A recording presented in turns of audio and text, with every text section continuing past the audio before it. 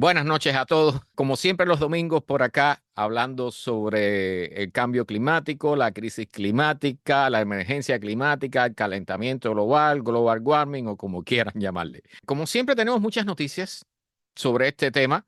Antes de comenzar, quiero decir algo brevemente porque uno siempre recibe retroalimentación y es muy cierto que las charlas que damos los domingos tienden a ser bastante negativas, tienden a ser bastante a veces deprimentes las noticias, pero son las noticias que hay. O sea, realmente estas charlas comenzaron precisamente con el incendio de La Jaina, el incendio que hubo en Hawái, aquel incendio horrible que prácticamente quemó todo un pueblo. Y eso ha sido el inicio de toda esta serie de charlas que ya llevamos un año, hemos cumplido un año, ya en agosto cumplimos un año de comenzar estas charlas. Y realmente ha sido un año que no se han detenido las noticias, muy por el contrario, tengo que estar, de todas las noticias que voy seleccionando, tengo que estar eliminando muchas porque no caben en el espacio de hora y media que hacemos normalmente los domingos. Pero bueno, siempre trato de dejar las noticias más importantes, las que más nos enseñan, las que más nos documentan y las que más nos pueden ayudar a tener una idea de cómo será el futuro. Así que nada, es lo que tenemos. Lamentablemente, es lo que hemos elegido, ¿no? Vamos a comenzar entonces y vamos a terminar con cosa poco acostumbrada con un dibujo animado, ¿no? Pero es una charla TED en dibujos animados que está muy buena y nos va a dar unas buenas ideas sobre el futuro. Bien, por supuesto, la primera noticia es el tifón Yagi que entró por China, Vietnam, y lo que dejó ahí fue, como decimos los cubanos, ¿no? Dejó Miquim Bim. Destruyó muchísimo, ha matado una docena de personas, como bien dicen aquí, no está clara la cantidad de muertos, pero realmente dicen que es uno de los tifones más fuertes, al menos en una década. Y estos son eventos que son normales. O sea, como todos sabemos, tanto en la zona esta, miren eso no se sabe si está de lado, si está de cabeza, y son botes hundidos, ¿no? Hay un poco de todo ahí, todo tipo de destrucción. Pero los tifones, los huracanes, los ciclones son eventos normales en el planeta Tierra. Lo que no es normal es que están subiendo la intensidad, como bien han dicho los científicos. Y bueno, lo otro que no es normal es lo que está pasando este año aquí, con la temporada de huracanes aquí en el Caribe, que como todos ya sabemos, está por debajo de las predicciones que hicieron los científicos, los pronósticos que se hicieron. Pero bueno, vamos a hablar de eso un poquitico más tarde. Y está este señor aquí, bueno, están haciendo una entrevista, este es un dueño de negocio, diciendo que, bueno, miren cómo está eso de atrás, ¿no? Van a tener que restaurar todo, más de una docena de muertos, como dije, muchísimas pérdidas materiales, y realmente, bueno, es más de lo mismo, ¿no? O sea, no vamos esto va a ir empeorando en la medida que las temperaturas de la atmósfera del planeta vayan subiendo. Esto no hay duda alguna. ¿Ve? Entonces, vamos a tener que irnos acostumbrando a esta ola enorme que viene ahí contra esta plataforma, que no sé si es una plataforma de petróleo. Es algo impresionante. Entonces, Enrique, bienvenido. Buenas noches. Y Alfonso, buenas noches. Rubén, bienvenido. Buenas noches. Entonces, bueno, aquí están, por supuesto, las autoridades dando su conferencia de prensa sobre el tema. Pero lo importante aquí es que es importante prepararse para este tipo de eventos. O sea, en la medida que la magnitud de los huracanes, de los tifones, de los ciclones, de los tornados va aumentando, hay que estar cada vez más preparado contra esto. O sea, hay que tener ciertas reservas de alimentos, reservas de medicina, tener reservas de baterías o linternas, un radio de baterías y toda esa serie de cosas que todos nosotros aquí en Caribe sabemos muy bien que hay que tener, la verdad. Nosotros estamos muy prácticos en eso. Bien, esto, algunas personas lo han visto ya, pero esto eriza los pelos. Bien, esto no es otra cosa que en México. Recuerdan que hace, no sé si fue a inicio de este año o el año pasado, finales del año pasado, que hubo un evento donde había unos políticos dando una charla por no sé si era la carrera por la alcaldía o por la gobernatura, no sé, era un evento político donde hicieron un escenario y vino una tormenta enorme, tumbó todo el escenario y hubo muertos y heridos y todo allí, ¿verdad? Renata, bienvenida, buenas noches. Bueno, esto fue en México nuevamente y en esta ocasión es en un parque de diversiones donde lo que iba a ser una diversión terminó siendo una tortura, ¿no? O sea, entra una tormenta repentina y se paralizan todos los aparatos, todo lo que funcionaba ahí dejó de funcionar. y particularmente estos aparatos que suben las personas a gran altura en una silla y los dejan colgando allá arriba, eso, miren, son cosas. Aquí hemos hablado sobre los incendios en lugares turísticos, ¿verdad? Como en Creta, en Grecia, el problema este mismo de la Jaina. O sea, incendios que hay, o sea, ya si vas a hacer turismo, tienes que ir preparado para incendios, para tornados, para ciclones, cosas, eventos, tormentas fuera de programa. Pero esto también, o sea, si vas a un parque de diversiones, ya vas a tener que tener en cuenta, vas a tener que mirar el parte meteorológico con tiempo de antelación para que no te suceda esto. ¿Bien? Estas son cosas que normalmente no se ven. Esto sí es algo que normalmente no se veía. ¿Sí? Y esto comienza a ser noticia. Imagínense ir a pasar un buen rato, entre comillas, ¿no? En un parque de diversiones y terminar prácticamente jugándote la vida en una atracción, ¿no? En algo que debiera ser divertido. Entonces, este tipo de cosas, repito, es imprescindible. Vas a hacer turismo, vas de vacaciones, vas a pasear, vas a divertirte, un parque de diversiones, un parque de agua, lo que sea. Revisa el parte meteorológico antes de salir.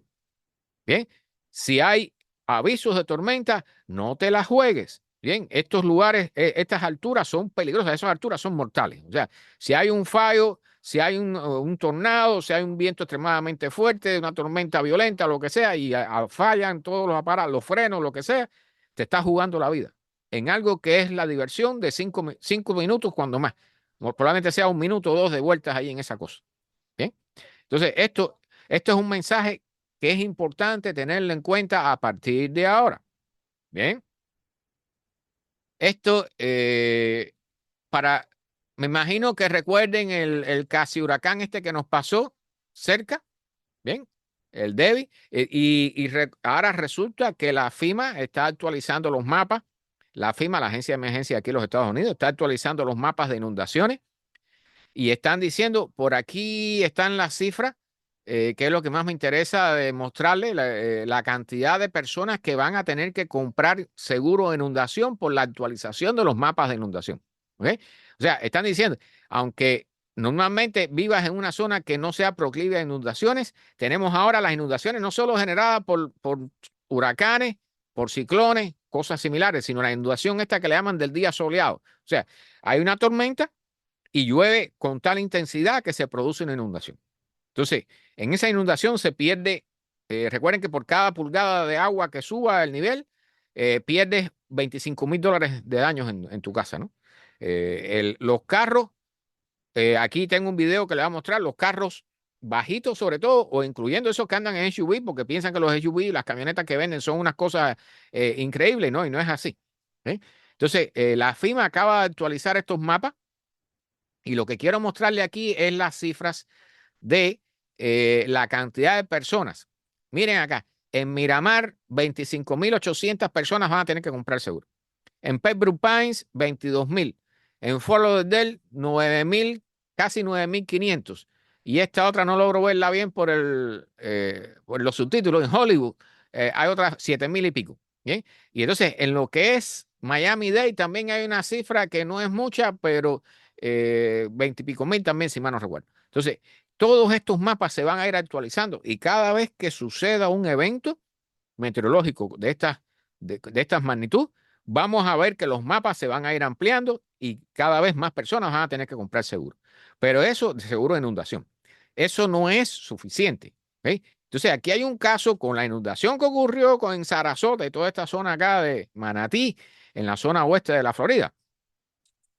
Bien, déjenme bajarle el volumen. Estas personas se mudaron a la casa, compraron un seguro de FEMA del gobierno, más de $8,000 al año de seguro de inundación. Bien, miren cómo les quedó la casa, porque dicho sea de paso, y lo repito, las casas de aquí valen cientos de miles de dólares, pero la construcción adentro es una porquería. Nada más que huele un poquito de agua y se desarma.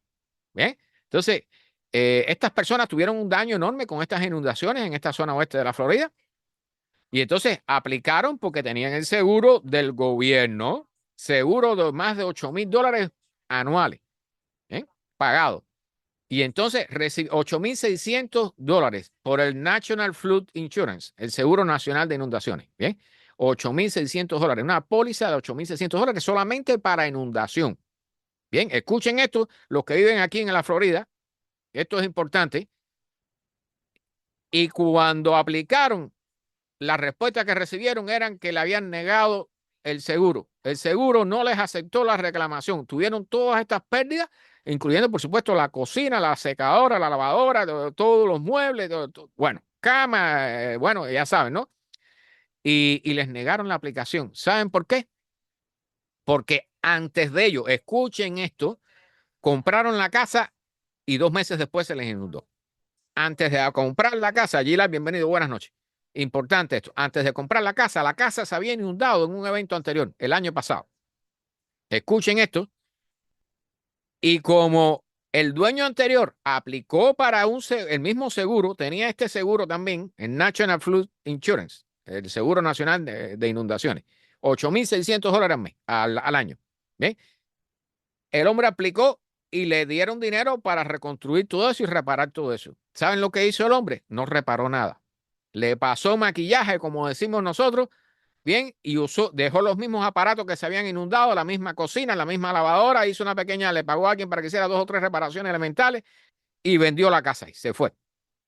Estas personas compraron la casa, pusieron el mismo seguro, cuando se volvió a inundar, que enviaron todos los datos al seguro, el número de la cocina, el número de serie de la cocina, de la lavadora, la secadora, todas las cosas que ellos sufrieron daño, eran los mismos que por los que había pedido una reclamación el señor que era dueño anterior de la casa. Por lo tanto, les negaron el pago. Escuchen esto. O sea, tú puedes tener el seguro, pero si el seguro ya pagó por esa misma cosa y no se cambiaron, no se resolvieron los problemas que generó la inundación anterior, como tiende a hacer la gente aquí en el sur de la Florida, que todo el mundo lo sabe, reciben el dinero del seguro y algunos se van de viaje de vacaciones a Dominicana, otros se van de viaje a Cuba, otros se van de viaje a México, a Cancún, a Acapulco, donde sea, o cogen el dinero para comprarse un carro y entonces le pintan la casa con lo que pueden y la dejan más o menos que parezca que está lista y la cogen y la venden y se van con el dinero. Con el dinero. Pues bueno, los que vienen detrás, no hay una ley que te obligue a desclasificar que tú no hiciste los arreglos que se suponía que debías hacer producto de la inundación. No hay una ley que obligue a los que te venden la casa, ¿bien?, incluyendo el realtor, a avisarte, oye, hubo una inundación, se recibió un pago por parte del seguro, pero no se hicieron los arreglos correspondientes. Importante. Entonces, después, esa información solamente te llega después que compraste la casa. ¿Están oyendo? Para que esto le llaman un loophole, un hueco, un agujero en las leyes, ¿no? Pero, o sea, tienes el seguro, pagas $8,600 al año de seguro de inundación y cuando te hace falta, no te lo pagan, porque ya se pagó anteriormente para ese arreglo que ahora se repitió, pero que ya estaba antes y no se arregló. Entonces, la única forma que ellos reciban, si aplican a ese seguro, es que tengan otra inundación y que hayan arreglado esta. ¿Ven? Si no cambiaron los appliances, como lo dicen, la cocina, la secadora, la lavadora y todo eso, si no cambiaron esas cosas, no pueden volver a aplicar el seguro tampoco. ¿Okay? Tienes que resolver todos los problemas. Entonces, tienes otra inundación y entonces el seguro sí te cubre. Escuchen eso para que sepan, porque aquí todo el mundo en la Florida hace eso y yo sé que en otros lugares también lo hacemos. Que la gente cobra el seguro y en lugar de usar el dinero para arreglar la casa, le echan agua al techo o cualquier historia de esas. ¿Recuerdan todas esas historias? Bueno, pues al final pagamos todo por pegadores, ¿no? Compras una casa, si el dueño anterior no arregló y se fue con el dinero, pues te tocó a ti y te chivaste y vas a tener que pagar tú lo que el otro se llevó el dinero en el bolsillo. Para que estén claros de cómo vienen las cosas. Bien, esta imagen, este video, eso que ven en color morado, y voy a explicarlo para aquellos que lo escuchen en podcast y en la emisora de radio, es una animación de cómo se vería el metano, el CH4, ¿bien? Si pudiéramos verlo en la atmósfera terrestre. Bien, y ahí ven las nubes, todo ese movimiento, esa es una medición por satélite que se ha llevado a nivel planetario y entonces se ha reconstruido cómo se vería eso, ¿no? Como un mapa en video, un mapa móvil de las emisiones. Miren cómo sale el metano desde China, ¿bien? Y por supuesto también desde los Estados Unidos, porque yo sé que alguien va a decir, bueno, los chinos son, sí, no, no, no, no, todos los países industrializados, bien, son contaminantes. ¿Cómo sale desde la India, desde Kuwait, los estados petroleros, bien, desde África, desde Europa? Son nubes y nubes de metano. Bien, nosotros no podemos verlo, pero los satélites sí los ven. Bien, César, bienvenido, mi hermano. Entonces, aquí viene, esperen que dé la vuelta para que vean Estados Unidos, porque yo sé que tienen que verlo, ¿no? Entonces, América del Sur está incluida, pero lo que es América Central, México, todo lo que produce petróleo, allí hay escapes de metano. Bien, miren Estados Unidos, Canadá, América Central, todo eso cómo produce metano, ¿eh? Y por supuesto, una gran parte, bueno, lo que produce la China, que es bastante, termina entrando por la corriente de aire, porque recuerden que el cambio climático, el calentamiento global y todos estos fenómenos meteorológicos no tienen frontera. Las fronteras son cuestiones artificiales que nosotros le hemos impuesto al planeta. Más nada. Bien. El metano, recuerden que es un gas que tiene mucha mayor fuerza que el CO2 con respecto al efecto invernadero. El metano es sumamente preocupante. Bien. Hablamos de eso en el programa pasado. Bien. Ciudades desapareciendo en las costas de Estados Unidos. Bien. ¿Cuáles son esas ciudades que van a desaparecer? ¿De qué están hablando aquí? De la subida del nivel del mar. Entonces, aquí este estudio está muy bueno. Aquí ponen algunos mapas que voy a mostrarles ahora con mejor detalle, ¿no? Pero se ve claramente los lugares más amenazados. Y voy a explicarlo, por eso abrí las imágenes en las amenazas costeras para Estados Unidos. ¿Bien? Toda la costa este, la costa del Golfo, toda la costa de Estados Unidos prácticamente. ¿Bien? La costa oeste, California, Long Beach, Playa Larga, que se diría en español, ¿no? Ven aquí, aquí está una escala en colores, cuáles son los lugares que van a tener mayor problema con la elevación del nivel del mar. No solo eso, o sea, recuerden que el problema de la elevación del nivel del mar tiene varios factores. ¿Bien? Uno es el nivel del mar sube porque el agua se calienta y se dilata y ocupa más volumen. Otra parte es que los hielos se están derritiendo. ¿Bien? Pero hay otra parte que es la subsidencia de los suelos, de los terrenos de las ciudades. ¿Por qué? Porque extraemos el agua del acuífero y cuando tú extraes el agua, ahí se queda un vacío que lo que tiene que hacer la tierra tiene que bajar, ¿bien? Para llenar ese vacío. Entonces, las ciudades se están hundiendo. No todas, pero sí la mayoría de ellas. Entonces, aquí hay mediciones bien claras, tanto para la costa del Atlántico, que están aquí a la izquierda, en el centro está la costa del Golfo y a la derecha la costa del Pacífico. ¿Bien? Todo lo que está por debajo de la línea negra son ciudades que se están hundiendo por la extracción del agua, la extracción del agua subterránea que usamos para todos los usos que le damos, ¿no? Tanto para el uso civil, para regar la hierbita estúpida que tenemos frente a las casas, para la industria, para la construcción, ¿bien? La agricultura, todo eso requiere agua. Y cuando extraemos esa agua, pues las ciudades se hunden. ¿Eh? Y cuando las ciudades se hunden y el nivel del mar está subiendo, el efecto de la subida del nivel del mar se amplifica. ¿Bien? Entonces, aquí tenemos mapas.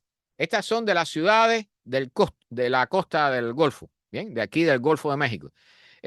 Fíjense, lo que es azul es el área que está expuesta a inundación hasta el año 2020. Lo que está en rojo son las áreas que van a estar en inundación, en posible inundación, para el año 2050. ¿Bien? Si se fijan, el área en roja llega aquí, creo que no está, no está Houston, no veo a Houston aquí. Nueva Orleans, eso va a ser horrible. Bien, Galveston, Lake Charles, Mobile, que no sé qué pueblo será, Naples, que es muy conocida aquí en el oeste de la Florida. ¿Bien? Naples es un caso cada vez que pasa un huracán. Y aquí quiero mostrarles, porque yo sé que están muy interesados, ¿no? Las ciudades de la costa este. Y aquí, bueno, está Atlanta, Charleston, Jacksonville, Virginia Beach, Atlantic City, Boston, esta es New York. Y aquí está, aquí abajo a la derecha, adivinen quién está aquí, Miami. Y si se fijan, en azul tenemos casi toda la costa, bien, y sobre todo la costa aquí abajo pegada a Homestead y Florida City. Pero si se fijan, toda la zona sureste de la ciudad de Miami, incluyendo Turking Point, la nuclear de Tucking Point, todo eso está en zona de inundación para el año 2050. ¿Bien? O sea, y eso es un problema serio. O sea, no significa solamente que va a haber que abandonar Homestead, Florida City, el South Miami y toda esa zona para el 2050. Bien, hay que abandonar y dejar de funcionar, hay que apagar, y no sé qué van a hacer con esto, la central nuclear de Turking Point. Y esto es un problema serio que viene para el futuro, y de esto no se habla. Las nucleares están todas construidas en las costas y están construidas a nivel del mar. ¿Bien? Y no estamos hablando aquí de tsunami, estamos hablando que en la medida que el nivel del mar suba, va a llegar un momento en que va a interferir con el funcionamiento del reactor, y el reactor, como todos sabemos, por ejemplo, en Fukushima, cuando falta la electricidad, el reactor entra en sobrecalentamiento y se produce, ya ustedes saben, ¿no? Lo que pasó en Fukushima. Entonces, estos son avisos, ¿bien? Porque esto es lo que viene para el futuro, ¿bien? Y eso está aquí a las puertas de nosotros, aquí en Miami. Bien, para que yo sepa, yo sé que hay personas que escuchan esto en otros lados, ok, cada cual busque lo que tiene cercano a la zona donde vive, pero mucho ojo con toda esta situación. ¿Sí? Entonces aquí están, miren para Miami, Miami tiene la mayor cantidad, esto que tienen a la derecha es la cantidad de población que va a ser afectada en miles. 135,000 personas afectadas para el 2050, que van a perder sus viviendas. Bien, 135,000 personas. Bien, un área que va a ser de más de 550 kilómetros cuadrados que va a estar inundada para el 2050. ¿Están oyendo? Porque yo sé que hay personas que se niegan mucho esto, pero cuando se ven los números, queda clarito todo. Bien, regresamos al profesor Elliot Jacobson en Twitter. ¿Eh? Este es una persona un profesional que, repito, comenzó su carrera de estadística en los juegos, en salones de juego. ¿Bien? Ha publicado libros sobre eso y todo eso, que son clásicos. Pero en el caso se ha metido a hacer cálculos estadísticos con respecto al clima, y aquí él publica constantemente gráficos que son espeluznantes. ¿Eh? Aquí tienen en azul los promedios de todos los años anteriores. Fíjense que la gran mayoría está a no más el punto cero aquí, el 0 grados, es el nivel preindustrial, o sea, la temperatura que había en la Tierra, en la atmósfera terrestre, hace 200 años atrás. Bien. Y entonces, evidentemente, las temperaturas han ido subiendo, y aquí en amarillo está el 2023 y en rojo el 2024. Y como ven, el 2024 ha llegado, o sea, estuvo más caliente en los inicios, se ha estabilizado un poquitico con respecto al 2023, ha igualado más o menos los niveles de calentamiento del 2023, pero vamos a ver qué pasa para el final del año. ¿Bien? Y lo que él está diciendo aquí, ¿bien? Lo está diciendo, y vamos a ver cómo yo traduzco esto del inglés. Cuando sabes que el próximo salto en las temperaturas globales va a ser una llamada o un despertar a nivel global, va a ser un problema a nivel global. Bien, un colapso tipping, que esto es las situaciones que cambian de momento y ya no hay regreso hacia la situación anterior, bien, hacia el estado anterior. Va a ser un colapso de momento, y que ya se está cocinando, que se está preparando, va a ser indetenible. Quizás suceda con el próximo niño o antes. Bien, es lo que él está esperando. ¿Cuándo sucederá el próximo niño? No sabemos, pero normalmente sucede cada 4 años. Bien, el último lo tuvimos ahora, precisamente a finales del 2023. Bien, entonces, escuchen lo que están diciendo la gente que sabe. Bien, voy a usar el otro artículo porque tengo dos abiertos con el mismo tema. Bien, una serie de alteraciones muy raras en la estratosfera en el Polo Sur está ocurriendo. Esto que ven aquí, o sea, en el 2023 pueden ver que mirando la Tierra desde el Polo Sur se ve la Antártida, ¿verdad? Mirándola desde el espacio, se ve la Antártida, y pueden ver ese círculo negro, no es otra cosa que el Polar Vortex del Polo Sur. ¿Recuerdan el Polar Vortex, el vórtice polar que tanto nos afecta aquí, que viene del Polo Norte? Bueno, en el Polo Sur también hay uno. ¿Bien? Y entonces, normalmente, cuando ese está estabilizado, es redondo, es circular, y rodea, prácticamente ocupa más o menos el mismo espacio que la Antártida. ¿Bien?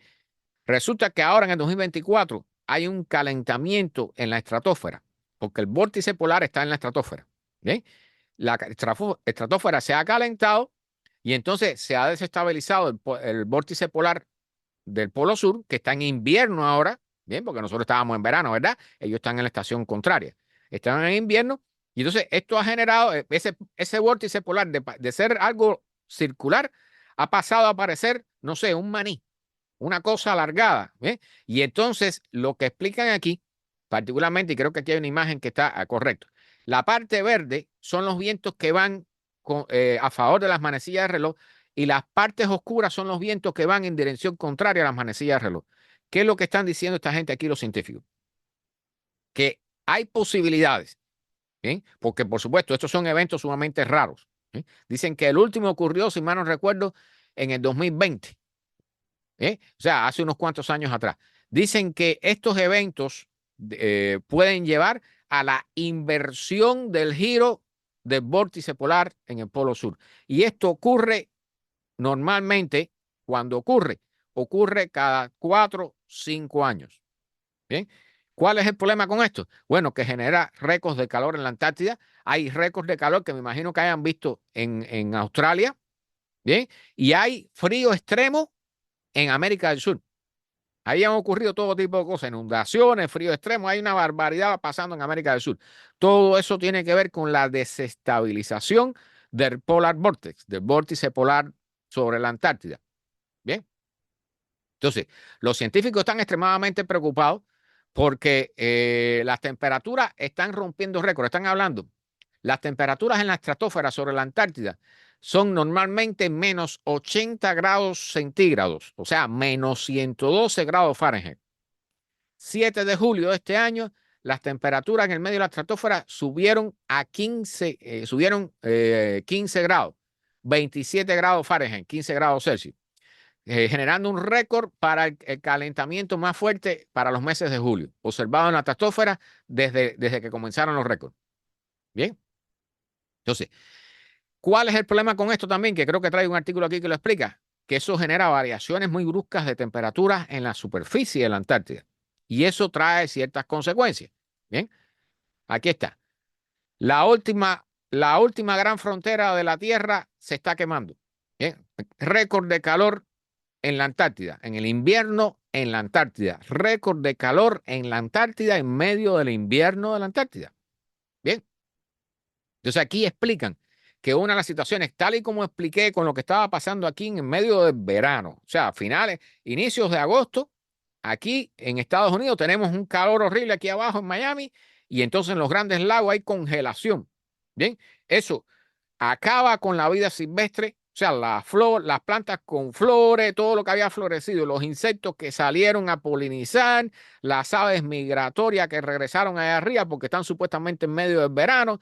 Ahí eso es un caos biológico lo que se llama allá arriba, un caos ecológico. Bien, entonces aquí en la Antártida no hay muchas cosas vivas, pero hay cosas vivas, por supuesto. Entonces, aquí analizan, por ejemplo, el caso de, de unos bichitos, ¿no? Para llamarlo de alguna forma, tengo que buscar el nombre por aquí. Están hablando incluso de los tardígrados, ¿bien? Organismos que están adaptados a la vida en la Antártida y que saben que ya ahora comienza la época de calentarse, ¿bien? Hay una época de invierno, hay una época de verano en la Antártida, ¿verdad? Bueno, cuando comenzó el invierno en la Antártida, llegó un momento en que subieron estas temperaturas, hubo un calentamiento violento de 2 días, con una diferencia de 45 grados Fahrenheit en alguna zona, ¿bien? En lo que llaman en los valles secos del Mar Murdo. Y entonces, eso fue en marzo de este año. ¿Qué sucedió? Que o sea, subió la temperatura durante 2 días, se descongeló el hielo y luego hubo un bajón brusco y se volvió a congelar todo aquello. O sea, todos los organismos que estaban allí, quizás los tardígrados puedan sobrevivir eso, pero muchas otras especies, los gusanitos y las cositas que se meten bajo tierra para huir del invierno, si sienten el calor, a lo mejor salen, los coge 2 días después el golpe y se congelan y mueren. Dicen que en mediciones que hicieron este año han encontrado un 50% menos de seres, de ejemplares de algunas especies. 50%, la mitad de la población. Bien, entonces estos son efectos secundarios del calentamiento global que están comenzando a golpear y que por supuesto tarde o temprano nos van a comenzar a golpear aquí arriba. Bien, entonces tiene que ver, del Pozo, mi hermano, buenas noches, bienvenido. Hablando también con respecto al vórtice polar, algo que es fundamental para el vórtice, para mantener la estabilidad del vórtice polar, es la corriente en chorro, el jet stream, como le llaman en inglés. ¿Bien? Están hablando aquí que el jet stream se está comenzando a mover hacia el norte en el hemisferio norte y hacia el sur en el hemisferio sur. O sea, se están moviendo vamos a decir, las fronteras que marcan las estructuras normales de la atmósfera están cambiando. ¿Bien? Entonces, ¿qué pasa con los científicos? Que para poder decir que algo está sucediendo necesitan tener pruebas científicas, evidencia científica de eso. Entonces, hay cosas como estas corrientes en chorro que solamente comenzaron a ser monitoreadas en el año 1980, por ejemplo. ¿Bien? Entonces, no hay mucha data, no hay suficientes datos como para hacer todos los experimentos y todas las mediciones y las estadísticas que se necesitan. ¿Bien? Entonces, ahora, han logrado reunir suficientes datos entre 1980 y 2022 y han encontrado que la posición promedio de la corriente en chorro sobre el Pacífico Norte, ¿bien? Se ha desplazado hacia el norte en un promedio de entre 30 a 80 kilómetros por década. ¿Sí? Esto tiene implicaciones. Una de ellas es que la corriente en chorro, en lugar de ser una corriente que se movía casi circular alrededor del polo, comienza a ser ondulada, mucho más débil. ¿Ven? Y eso genera los efectos de los llamados vórtices polares en invierno aquí, que matan personas, o como está pasando ahora en el sur, que acabamos de decir. Bien, desestabilización de los vórtices polares, desestabilización de las estructuras normales que habían en la atmósfera. Bien, y eso es una de las razones por las que no hemos tenido tantos huracanes este año, cuando se habían predicho, se habían pronosticado mucho, y eso vamos a hablar ahora más adelante. Bien, entonces, están usando modelos climáticos, están analizando combinaciones de diferentes parámetros, bien, pero definitivamente están encontrado que se están moviendo, la corriente en chorro se está moviendo más hacia los polos en ambos hemisferios. Eso trae malas noticias. Eso no son buenas noticias. O sea, pues yo sé que las personas piensan que el calentamiento global es que se va a calentar un poquito la atmósfera y ya, y se acabó el problema. No, no, no, no, no. Lo que viene detrás de eso es un ejército de cosas. Bien, con ese pequeño calentamiento que vamos a ver. Bien, entonces, por supuesto, aquí hablan de la corriente en chorro más ondulada que genera todos estos efectos dañinos, incluyendo los domos de calor sobre los continentes, que también vamos a tocarlo aquí en este espacio. Bien, el deterioro del medio ambiente es una materia vamos a decir, de preocupación pública. Pero los norteamericanos, aquí estamos hablando de Estados Unidos, los estadounidenses no logran entender su contribución al problema. Bien, y eso es típico, o sea, una de las cosas que hacen las personas cuando se ven ante un problema o una mala señal, un mal aviso, es negarlo o simplemente ignorarlo, ¿verdad? Entonces, han hecho censos, en este caso con 22,000 personas, censos online, en línea, ¿bien? A inicios de este año. El 70% de estas personas dicen que entienden y están de acuerdo en que las actividades humanas, ¿bien?, están llevando a la Tierra, al planeta Tierra, a ciertos puntos de no regreso, esos que van a hacer que cambie de forma que no pueda recuperarse. Bien, por ejemplo, como la pérdida de los bosques del Amazonas o el colapso de las corrientes del Atlántico, bien, todas esas cosas que hemos conversado aquí anteriormente. Entonces, el 70% de las personas que entrevistaron, 22,000 personas, el 70% dijeron que entendían que había que reducir las emisiones de carbono en esta década para tratar de aliviar el problema. Bien, entonces dicen que por debajo, alrededor del 40% respondieron que pensaban que los avances tecnológicos podían resolver estos problemas que tenemos. Eso está equivocado. ¿Okay? La tecnología no nos va a resolver este problema. La tecnología no nos va a arreglar la atmósfera. La atmósfera, al contrario, la hemos desarreglado con la tecnología.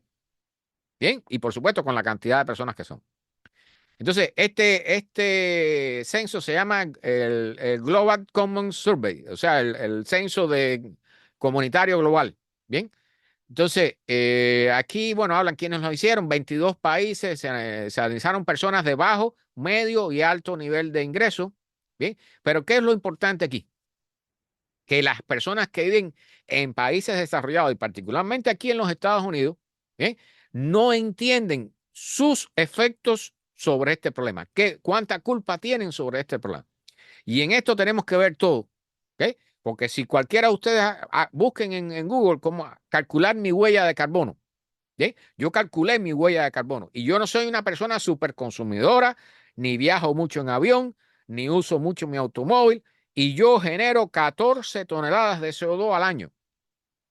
Bien, una persona que vive en Perú hace el mismo cálculo y le da 2. ¿Ven la diferencia? Y eso es lo que no vemos, porque estamos acostumbrados, cuando llegamos a un país desarrollado, nos acostumbramos a un estilo de vida que es más consumidor y que obliga en muchas ocasiones a tener comportamientos irresponsables con el medio ambiente. ¿Okay? Ya sea a tener el automóvil lo más grande posible o a viajar muchísimo en avión lo más posible, a hacer turismo lo más posible y hacer todo, comprar cualquier cosa que no necesite, comprar más plástico, consumir más gasolina. Bien. Entonces, dicen que de todas estas personas que entrevistaron estaban muy preocupados y que están claros en que ciertos subidas de precios de algunas comidas están generadas por el calentamiento global, por los daños que está produciendo. Por ejemplo, el chocolate, el aceite de oliva. Bien, hay muchas cosas que están subiendo de precio, incluyendo el trigo. Bien, la carne también va a subir de precio. Todo va a subir de precio producto del cambio climático. Eso viene, o sea, porque yo sé, Mecho, bienvenida, buenas noches.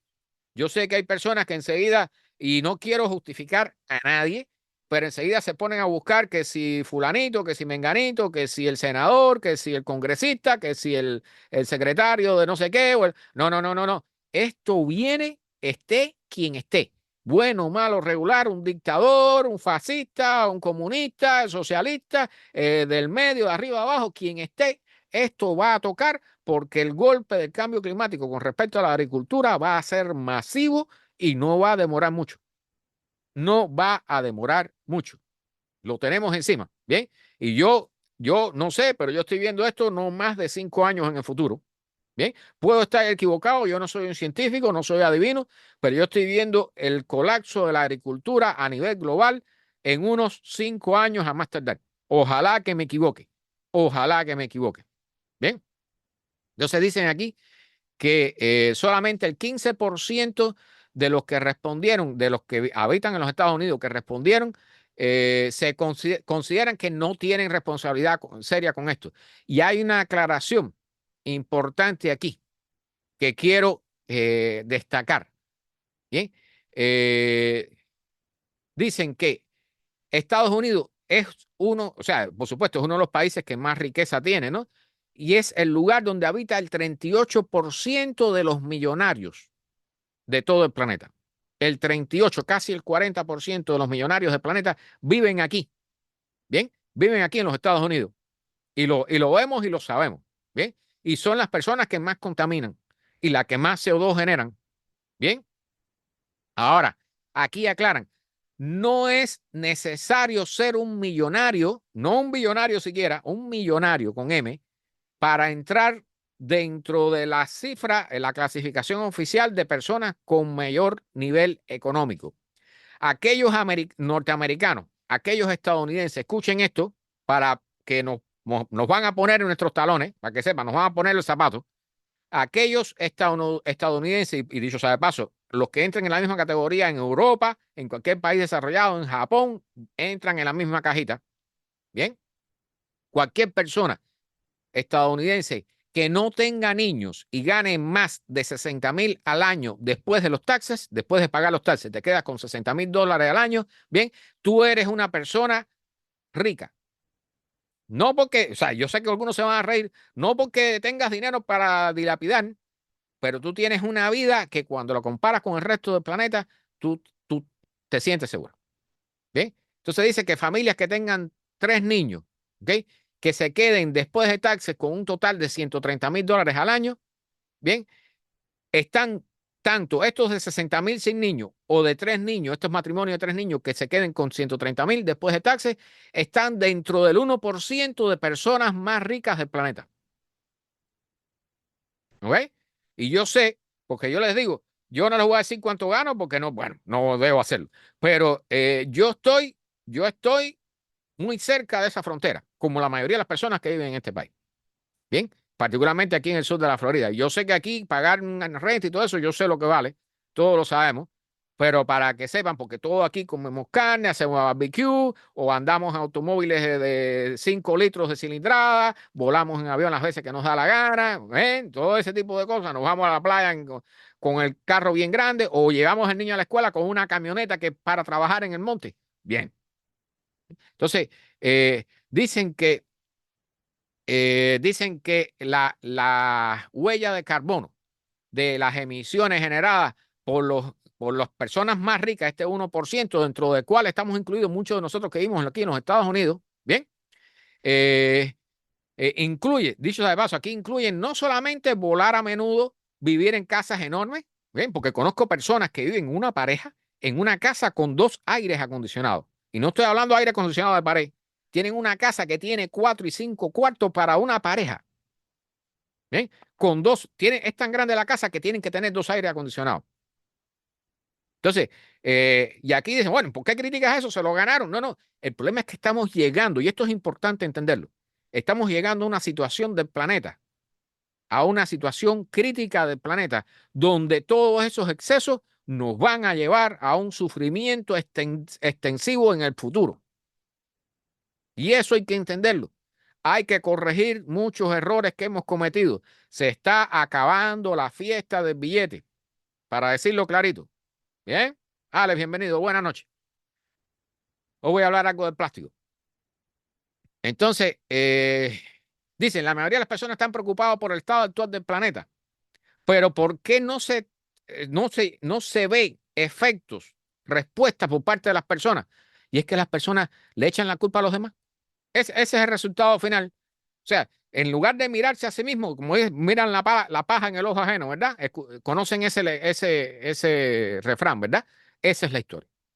Entonces, es importante, personas que no tengan hijos, que ganen 60,000 después de los taxes, o que tengan hasta 3 niños y que se queden con 130,000, esas parejas después de taxes, son personas que están dentro del 1% de las personas más ricas del planeta.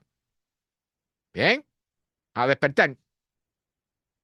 O sea, para que se sientan orgullosos por un lado, para que sepan que son privilegiados, pero que además eso implica una responsabilidad. Bien. Bueno, este solamente lo voy a tocar por arriba. Apareció un señor que quiere transformar la península del Sinaí, ese espacio triangular de tierra que hay entre África y Asia, esa península del Sinaí la quiere transformar en un lugar verde, en un bosque. Aquí está la imagen. No voy a tocarlo mucho porque realmente no creo que valga la pena. Bien, aquí están. Miren, así se va a ver. Amarillo, desierto, verde, bosque. Entonces, los científicos están advirtiendo que este tipo de interferencias, o sea, hay desiertos que son generados por la actividad humana, no hay duda de eso, ¿bien? Pero, o sea, que aparezca una persona y piense que podemos salvar y resolver el problema transformando un área que ha sido desierto históricamente, sembrando árboles de cualquier tipo, de los que nos dé la gana a nosotros, ¿bien? Eso no está bien, eso no lleva a un buen resultado. ¿Bien? Y aquí hemos hablado mucho sobre cómo se disfrazan las cuotas de carbono y cuando usted paga por una cuota de carbono para quitarse el carbono que usted produce con su industria, los árboles que se siembran se queman un año después o se mueren y no fructificaron, no crecieron y todo ese dinero se fue ahí y bueno, y no se capturó el carbono que había que capturar y todo el efecto fue cero. Y eso nos lleva a una situación peor. Entonces, este tipo de ideas locas, bien, o sea, en lugar de cuidar lo que nos queda y evitar que se destruya lo que nos queda, bien, estamos tratando de generar efectos, como dije anteriormente, la tecnología no nos va a resolver el problema. Y las ideas estas súper eficientes de sembrar bosquecitos de un mismo tipo de árbol y todo eso no funciona en la naturaleza. Simple y llanamente no funciona. Bien, esto es para el caso de Europa. septiembre de 2024 empezó con una ola récord de calor en Europa. Bien, o sea, normalmente en esta época ya estaría comenzando a refrescar en Europa. Europa está en morado, miren el mapa, está en morado, no está en rojo, está en morado porque han tenido que agregarle colores a los mapas de temperatura. Bien, fíjense, en este mapa, aquí no solo el centro de Europa está caliente, hay partes, por supuesto, cercanas acá, creo que este es el Mar Caspio, no sé, tengo que ver. Bien, pero, o sea, lo que es toda la zona esta de Irán y todo eso está súper caliente, pero miren el norte de Rusia, también está caliente. Siberia. Y ahí eso nadie sabe lo que está pasando. Pero ahí tienen que haber incendios y tiene que haber, lo que está pasando ahí en el permafrost es una barbaridad. Bien, bien. El tema, el famoso tema, ¿recuerdan el famoso tema del agujero de ozono sobre la Antártida? Bien. Bueno, hay dos cosas con, no sabemos qué va a suceder exactamente porque los modelos no nos van a permitir pronosticar esto exactamente. Bien. El agujero de ozono sobre la Antártida se va a mantener abierto por varias décadas debido a que los gases que generamos, o sea, que dejamos de generar, aunque todavía hay algunos que se están, en la China, por ejemplo, se están liberando gases que alteran la capa de carbono, de ozono, pero hay dos cosas que están sucediendo en la Antártida. O sea, el agujero de ozono se va a demorar en cerrar porque todavía están en efecto aquellos gases que prohibimos en los años 80 y 90. Bien, esos que emitimos en aquella época todavía están actuando sobre el ozono, porque son de larga vida. Pero hay otra situación ahí, como está habiendo olas de calor, están sucediendo olas de calor en la Antártida, las olas de calor tienden a cerrar el agujero de ozono. Entonces, hay un fenómeno ahí súper raro que los científicos no saben cómo pronosticar eso. O sea, vamos a tener que ver qué sucede. Pero bueno, no es de interés para muchas personas. O sea, si se mantiene abierto, si se cierra el agujero negro sobre la Antártida, eso no le importa a nadie, ¿no? Pero manifiesta una vez más la alteración en toda la atmósfera, que ya no tenemos idea de cómo pronosticar las cosas que queríamos pronosticar anteriormente. Bien, este es un artículo de un sitio web que no sé si me da risa leerlo. O sea, es de un sitio web que se llama ecoticias.com. No sé de dónde es, está en español. Pero tiene todo tipo de noticias se llama el periódico verde, ecoticias.com. Y nada más de leer el título, uno se da cuenta que hay algo aquí que está exagerado. Estados Unidos ha comenzado a absorber la atmósfera. Escuchen esto, se está tragando 2.000 millones de toneladas desde el suelo. O sea, esto, mire, evidentemente el que escribió esto no tiene idea de lo que está escribiendo. Entonces, yo no sé qué tipo, después revisaré esta publicación, pero, o sea, aquí lo que se refieren es que hay una empresa una startup, una empresa que está comenzando, que había creado un robot agrícola para aprovechar los residuos vegetales, crear algo que se llama biochar, ¿bien? Y eso se puede usar para capturar CO2 de la atmósfera. ¿Cuál es la cosa? Esta compañía se llama Applied Carbon, carbón aplicado, ¿bien? Y entonces, la idea ahora es que están llevando los equipos que ellos usan para generar este biochar directamente en los lugares de cultivo.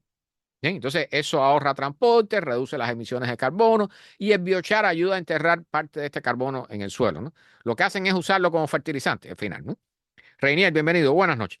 Pero la cosa es que el titular, o sea, Estados Unidos absorbe la atmósfera, no, eso está totalmente errado. O sea, el que escribió eso ni es periodista ni la cabeza de un guanajo. ¿Bien? Y Estados Unidos dice que Estados Unidos tiene claro qué hacer con el CO2. No, no, no, aquí nadie tiene claro lo que hacer con el CO2. Las pocas industrias, las pocas iniciativas que están comenzando a capturar CO2, las cantidades que absorben son ridículas. Y lo peor es que las compañías de petróleo están usando esto como justificación para seguir extrayendo petróleo. Porque si vamos a absorber el CO2, podemos seguir emitiendo CO2 libremente. ¿Bien? Entonces, este tipo de titulares lo único que hace es distraer la atención y aún así ayudar a la propaganda de las compañías de petróleo para continuar haciendo lo que están haciendo. Fíjense, 2 billones con B de toneladas, suponiendo que sea verdad que eso no es así. O sea, eso es una cifra estimada, pero en realidad las cifras prácticas que he estado escuchando son algunos millones, 1 millón, 2 millones con M. ¿Bien? De captura de toneladas de CO2 al año. ¿Bien? ¿Cuánto nosotros emitimos? ¿Bien? En el año 1960 emitíamos 11.000 millones de toneladas de CO2 al año. en el 2023 emitimos 36.600 millones de toneladas de CO2 a la atmósfera. 36.000 millones de toneladas de CO2 a la atmósfera.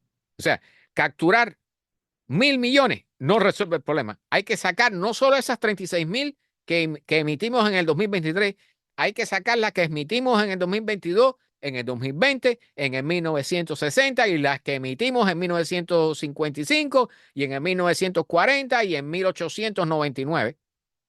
¿Bien? O sea, para que entiendan la magnitud del problema que tenemos que sacar todo el CO2 que hemos metido en la atmósfera a lo largo de 200 años. ¿Bien? Y que cada vez lo hemos emitido en mayores cantidades. Bueno, esta página la voy a leer por encima porque estamos un poquitico atrasados, pero proyecciones para la subida del nivel del mar de las ciudades que están a mayor riesgo de inundación. Vamos a decir los nombres. Primero, Bangkok, Tailandia. Bien. En esa zona se espera una subida del nivel del mar de 1,5 metros para el 2050. Olvídense de eso. ¿Bien? Aquí incluso hablan, no sé si aquí dicen cuántas serán las personas que van a estar desplazadas en este caso. Dan una cifra aquí que no entiendo bien. 5 de cada 10, no sé. Esa cifra ahí la escribieron mal. Pero hay otras, Bangkok. Hay otras, Ámsterdam. Bien, una ciudad de un país desarrollado que tiene experiencia enfrentando inundaciones, que tiene toda una infraestructura desarrollada para eso. Bien, el 26% del país está por debajo del nivel del mar. Bien, entonces tienen todo tipo de compuertas y cosas. Bien, dicen que aquí tienen el mapa. Fíjense, lo que está en azul clarito, están hablando de 2 metros de subida del mar, ¿no? Y lo que está en azul oscuro para 4 metros. ¿Bien? O sea, Ámsterdam, la ciudad de Ámsterdam, está inundada. En un escenario extremo va a estar inundada totalmente. Dicen que lo que esperan allí para el 2050, entre 1,2 y 2 metros de subida del nivel del mar. ¿Bien? Si las emisiones de gases de efecto invernadero no se reducen inmediatamente. Entonces, dicen que desplazaría al menos 700.000 personas. Eso es el 97% de la población de la ciudad de Ámsterdam tendría que irse de la ciudad. ¿Están oyendo? Ho Chi Minh City, Vietnam. Dicen que el 45% de la capital de Vietnam está localizada a menos de 1 metro por encima del nivel del mar. ¿Les suena conocido a los que viven aquí en la Florida? En el sur de la Florida. ¿Bien? Ahí también las cifras son desplazamiento para el 2100 aquí. 7 millones de personas se verán desplazadas de sus lugares actuales de habitación. 7 millones de personas. ¿Recuerdan el término migración climática? Bien, Cardiff, Reino Unido. Fíjense en esto. O sea, de los países desarrollados, no estamos hablando de las islitas de Filipinas, ni América del Sur, ni África. Reino Unido, Cardiff. Bien, predicen los científicos entre 21 y 68 centímetros de subida del nivel del mar para el año 2096. La mayor parte de la ciudad para el año 2096 va a estar bajo el agua. Bien, entonces dicen que va a desplazar más de 350.000 personas y que se espera al menos una vez al año para el 2050, al menos una inundación una vez al año en esta zona, en esta ciudad. ¿Bien? Inundaciones que desplacen personas. Entonces, New Orleans, Nueva Orleans, Estados Unidos, por supuesto, por supuesto. Katrina fue un avance horrible de eso, ¿verdad? Entonces, en Nueva Orleans llueve mucho, hay mal drenaje, ¿bien? Entonces, dicen que con mareas altas o con lluvias fuertes ocurren estas inundaciones rápidas. Tiene una elevación muy baja sobre el nivel del mar. Hay zonas ahí que están por debajo del nivel del mar, ¿bien? No por gusto hay diques y todo eso.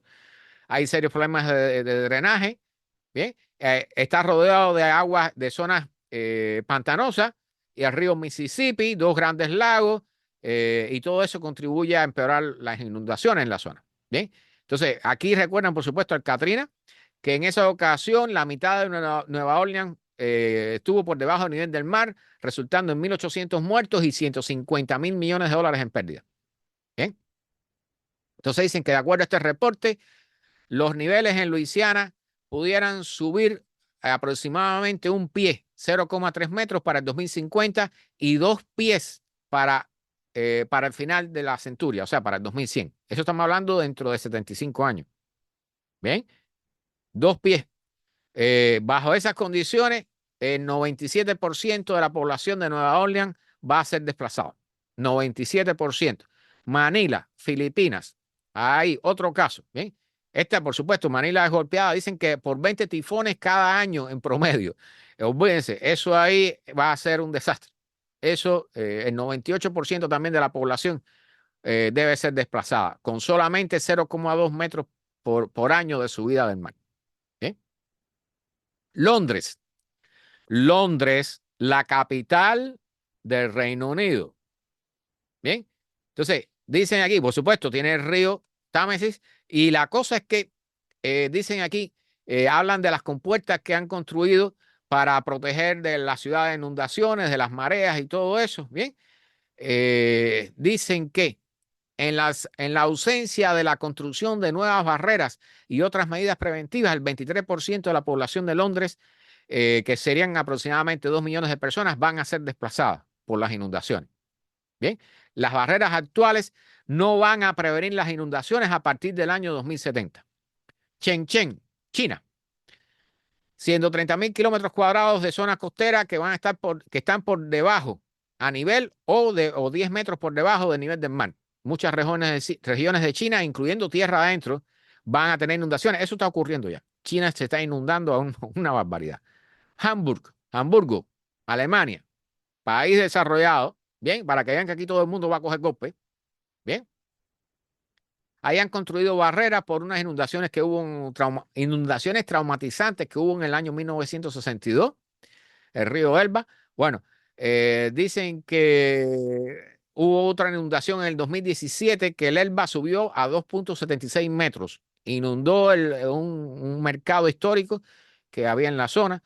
Los diques y las barreras usados para regular todas estas inundaciones han sido subidos 5 metros y en algunos casos hasta 7,5 a 9,25 metros, ¿okay? Desde que fueron construidos hace 60 años. Entonces, dicen que están contando con un gasto, un proyecto que va a costar 592 millones de dólares para renovar todas estas compuertas y todos estos diques. Bien, dicen que la mejor opción que tiene la ciudad es defenderse con estos diques, pero dicen que probablemente el 20% de la población de Hamburgo va a ser desplazada para el 2100 producto de las inundaciones. Dubái, Emiratos Árabes Unidos, Dubái, todo está construido en la costa y no les importa lo que va a pasar en el futuro. No tiene protección de ningún tipo. Dubái se va del aire. ¿Okay? Eso es para el 2050. ¿Recuerdan el término migración climática? Bien, de eso estamos hablando. Toda esa gente se va a mover. Bueno, aquí este caso del bombero. Voy a poner brevemente. Él habla sobre los casos de incendio de estos bancos de batería que se usan para almacenar energía renovable. Bueno, imagínense, están poniendo los bancos de batería. Bien, estamos hablando aquí en los Estados Unidos, Houston, estas ciudades de California. Estos bancos de baterías enormes, 120 megawatts tiene este banco de batería. Baterías de litio. Bien, Zoraida, bienvenida, buenas noches. Baterías de litio están dentro de las ciudades. Esto están ardiendo uno de los bancos de baterías de 5 megawatts y entonces han tenido que evacuar toda esta zona y entonces la zona que está en morado la han obligado a la gente a estar shelter in place, o sea, cerrar las ventanas y las puertas y no respirar el aire exterior. ¿Saben lo que hay en toda esa zona? Hay 500 negocios. Todos esos negocios han tenido que cerrar. Atrás, en esta otra zona, aquí al costado, hay una escuela. ¿Okay? Entonces, han tenido que suspender clases y todo esto por un incendio en un banco de batería, porque las compañías que están creando estos bancos de batería, bien, lo están haciendo en los espacios que hay dentro de las ciudades, en el medio de donde viven las personas. Y estos bancos de batería tienden a incendiarse. Aquí él pone algunas imágenes. Miren eso. y una vez que se incendian no hay forma de cómo apagarlo. ¿Bien? Ahora los están construyendo, como en este caso, un poco más inteligente, de forma que si se incendia uno, no se propaga el incendio a los demás. Pero eso obliga a los bomberos, escuchen esto, estar ahí hasta que se apague el incendio, echando agua a los bancos de baterías que hay en los costados para que no se incendien. ¿Sí? Entonces, traía esto es un bombero que se dedica, es especializado en esto. Entonces, dice que esto obliga a los bomberos, y aquí está, estoy buscando una imagen precisamente para que vean en el video cómo se incendian estas cosas. ¿Bien? Eso obliga a los bomberos a estar atendiendo el incendio, o sea, priorizar este incendio por encima de cualquier otra situación que haya en la ciudad. O sea, esto desvía los recursos de emergencia de una ciudad para un incendio que no debiera estar sucediendo, que no debiera estar dentro de la ciudad. Entonces, no sé si aquí hay alguna otra imagen de este incendio.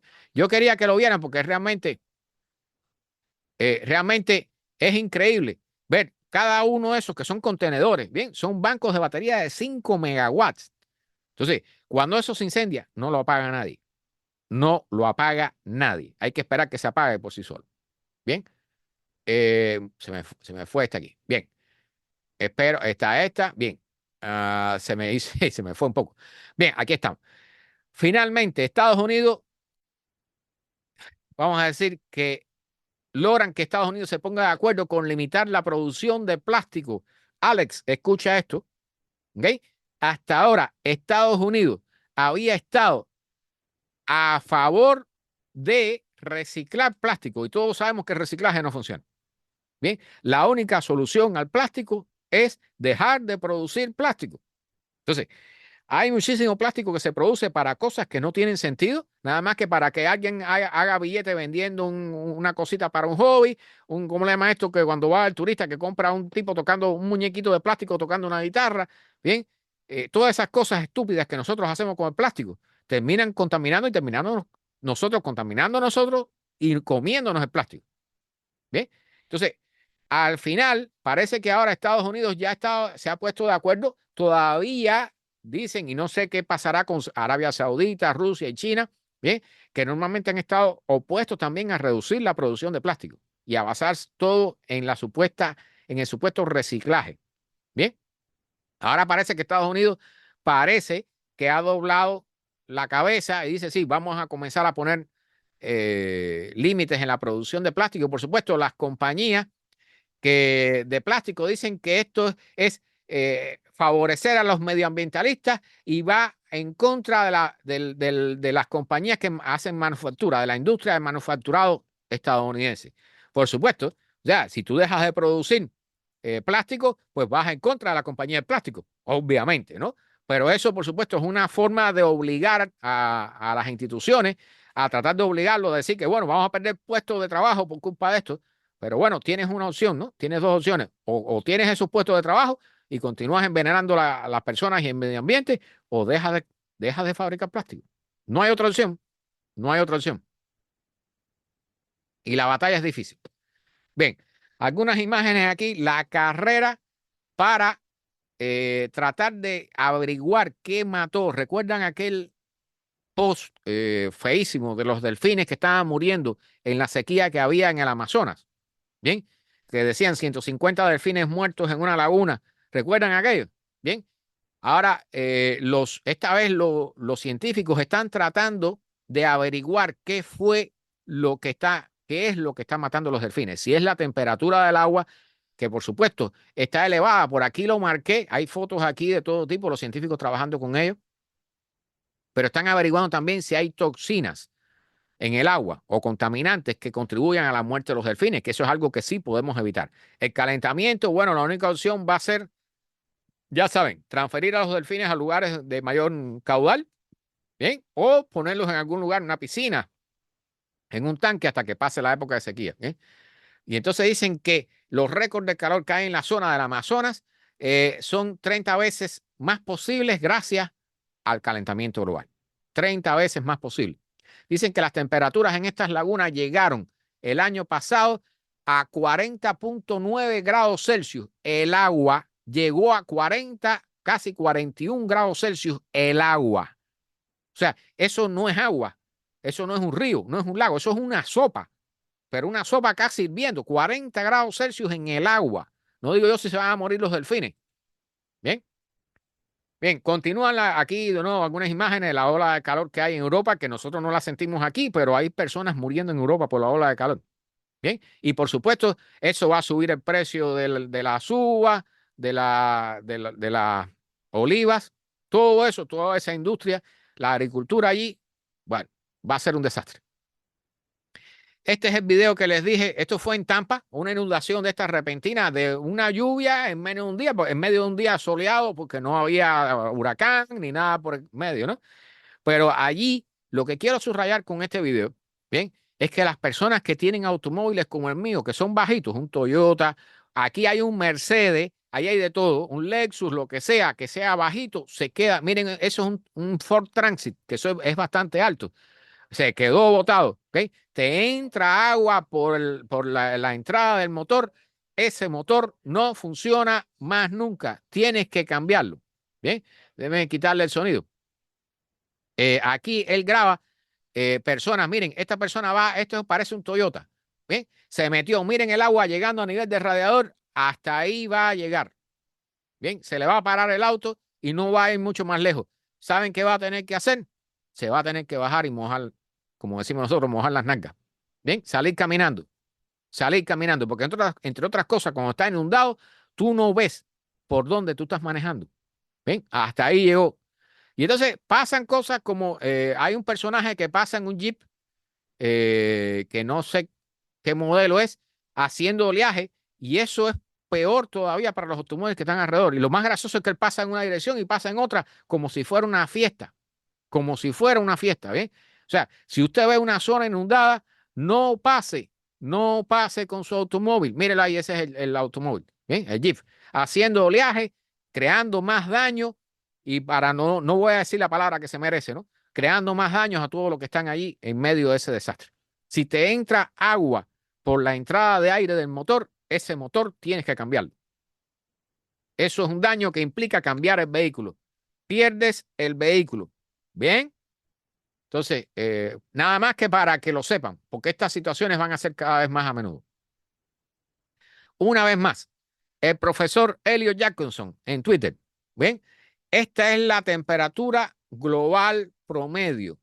Bien, las anomalías para agosto del 2024 con respecto a la cifra que había antes de la era industrial. Bien, o sea, entre 1850 y 1900, antes de que comenzáramos a quemar carbón y toda esa serie de cosas en grandes cantidades. Bien, miren el gráfico. Bien, aquí está el cero, voy a poner el mouse, es esta rayita aquí donde están los años. Aquí está, esos son años, bien, que no se ven bien. Y entonces, arriba, si se fijan, bien, eso ha ido subiendo y subiendo y hay un pronóstico, aquí estamos, el 1.5 es la línea amarilla, bien, y lo que está diciendo es que los 1.5 famosos del Acuerdo de París, que ya los vamos a pasar, hagamos lo que hagamos, bien, o sea, ya está dicho, recuerden que lo dijimos hace 2 programas atrás. Si nosotros detuviéramos ahora mismo todas las emisiones, vamos a decir, dejamos de usar los aviones, dejamos de usar los ejércitos, paralizamos los ejércitos, dejamos de usar todos nuestros automóviles, trenes, barcos, todo, paralizamos todo lo que consigue petróleo en el planeta entero y dejamos de emitir CO2, bien, ya vamos a llegar a 1.5 y lo vamos a pasar, porque el nivel de emisiones necesarias para llegar a ese punto ya lo pasamos hace un tiempo atrás. Bien, entonces el 1,5 famoso grados Celsius del Acuerdo de París, eso se va a morir y la predicción que él está haciendo, bien, siguiendo esta línea promedio cuadrática, bien, que vamos a pasar el 1,5 grados Celsius de promedio de calentamiento en el planeta para el año 2027. ¿Cuándo es eso? Dentro de 3 añitos. Bien, y hay pronósticos por allí que están aún más feos porque dicen que para el 2030 ya pudiéramos estar en 2 grados Celsius de calentamiento, porque hay científicos que dicen, recuerden, hay científicos que dicen que el calentamiento global se está acelerando. Bien, así que esperen ya. Nosotros estamos actualmente oficialmente en 1.2. Oficialmente. Realmente estamos por encima de eso. Bien, pero para pasar el 1.5 es probable, según este señor, que yo lo respeto muchísimo, en el 2027. Bien, esto es una imagen del famoso ciclón el tifón Yagi. Miren eso, esa imagen, eso parece el típico, el dibujito que se hace de un huracán. Es perfecto. El ojo pasó por encima de una isla, aquello, bueno, eso debe haber sido un desastre total ahí. Bien, con vientos, no sé si aquí no dicen los vientos, pero los vientos estaban, ya saben, ¿no? Pasado, pasado. No veo las cifras aquí de viento, no están anotadas. Bien, pero la forma que tenía este tifón es de un dibujo de un texto. Perfecta. Bien, este artículo del sitio web sataka.com. Los trópicos del Atlántico están completamente rotos. La zona de convergencia intertropical se está moviendo al norte y eso es un enorme problema. ¿Qué nos dice esto? Que esperábamos, y este es el tema que yo les dije que íbamos a tocar, esperábamos una temporada de huracanes muy intensa y el 2024 no la está justificando. La pregunta es ¿por qué? Bueno, hablamos la semana pasada algo sobre eso, ¿no? Dijimos que había agua fría ahí en las costas de una niña, en las costas de África, ¿verdad? Bueno, algo extrañísimo está ocurriendo en el Atlántico y tiene fuera de juego a los meteorólogos de medio mundo. La descripción más sencilla del problema la ha enunciado el meteorólogo Ryan Maue. Los trópicos del Atlántico están completamente rotos. Son incapaces de producir tormentas tropicales incluso con unos océanos completamente recargados por el clima. Escuchen esto. O sea, esto es algo sin precedente. Y ya saben que cuando se dice algo sin precedente es porque la cosa está bien cargadita, ¿verdad? Bien, dice este meteorólogo, nuestros modelos ya no funcionan. Esto no es normal. Esto no es normal. Por un lado, está pasando cosas que ya sabíamos, o sea, por ejemplo, el polvo del Sahara que anula o reduce la producción de ciclones tropicales en el Atlántico. Bien, cada año más de 100 millones de toneladas de polvo del Sahara son arrastrados hasta la América Central. Y están pasando otras cosas. La circulación del Atlántico nororiental sobre la fría corriente de Canarias ha hecho que el aire seco penetre aún más profundamente en los trópicos. Esto es algo que no habríamos visto en 50 años. Esto es llamativo porque, como se lleva repitiendo desde hace meses, los expertos esperaban una temporada de huracanes especialmente intensas. Yo la esperaba así. Sin embargo, el problema de fondo es que, por lo que sabemos, todo esto podría ser un cambio mucho más serio de lo que parece. Todos los ojos están puestos en el Sahara. No por el polvo, precisamente. En los últimos días, todos los modelos meteorológicos coinciden en que en el desierto del Sahara va a sufrir un episodio muy anómalo de lluvias. Hablamos sobre esto, ¿verdad? Debe estar sucediendo ahora. Algunos expertos hablan de una situación no vista en más de 50 años con acumulados que supondrán el 1000% de la cantidad de agua que cae normalmente en agosto y septiembre. O sea, en 15 días cae la lluvia que cae normalmente en 10 años. ¿Ok? Entonces, la pregunta que se hacen los meteorólogos es si esta rareza pudiera dejar de serlo, o sea, pudiera comenzar a ser el nuevo normal. Si se mueve la zona de convergencia tropical, ¿qué sucede? En términos generales, podemos pensar en la atmósfera del hemisferio norte como un sistema de franjas. Hablamos de ella hace 1 o 2 programas atrás. Sobre el Ecuador está la zona de convergencia, donde llueve, una franja terrestre de bajas presiones que se sitúa en torno al Ecuador, donde convergen los vientos alisios de ambos hemisferios. La expresión en torno al Ecuador es, de hecho, bastante precisa porque su mayor parte se sitúa al sur del Ecuador durante el invierno boreal y al norte en el verano. ¿Okay? Es como una báscula, se balancea, ¿no? Es un ciclo. Entonces, en los bordes de la zona de convergencia se forman las dos células de Hadley. Las mostramos la semana pasada, creo que fue. Unos sistemas de altas presiones que amarran la estabilidad atmosférica y son los causantes de las grandes regiones desérticas del planeta. El miedo de los expertos son las consecuencias que podría tener el hecho de que se moviera esta zona hacia el norte. ¿Qué implicaría eso? Desertificación de Europa, desertificación del granero de los Estados Unidos, toda la zona central y norte de los Estados Unidos donde se produce trigo y maíz y toda esa serie de cosas. Todo eso pudiera comenzar a desertificarse. Bien. Dicen que en el 6º informe del IPCC se indicaba que para el caso particular de la célula situada en el hemisferio norte, dicha expansión y desplazamiento hacia el norte se constata desde 1980, ya lo dijimos. Esto puede hacer que los ciclones tropicales podrían desplazarse hacia latitudes más altas.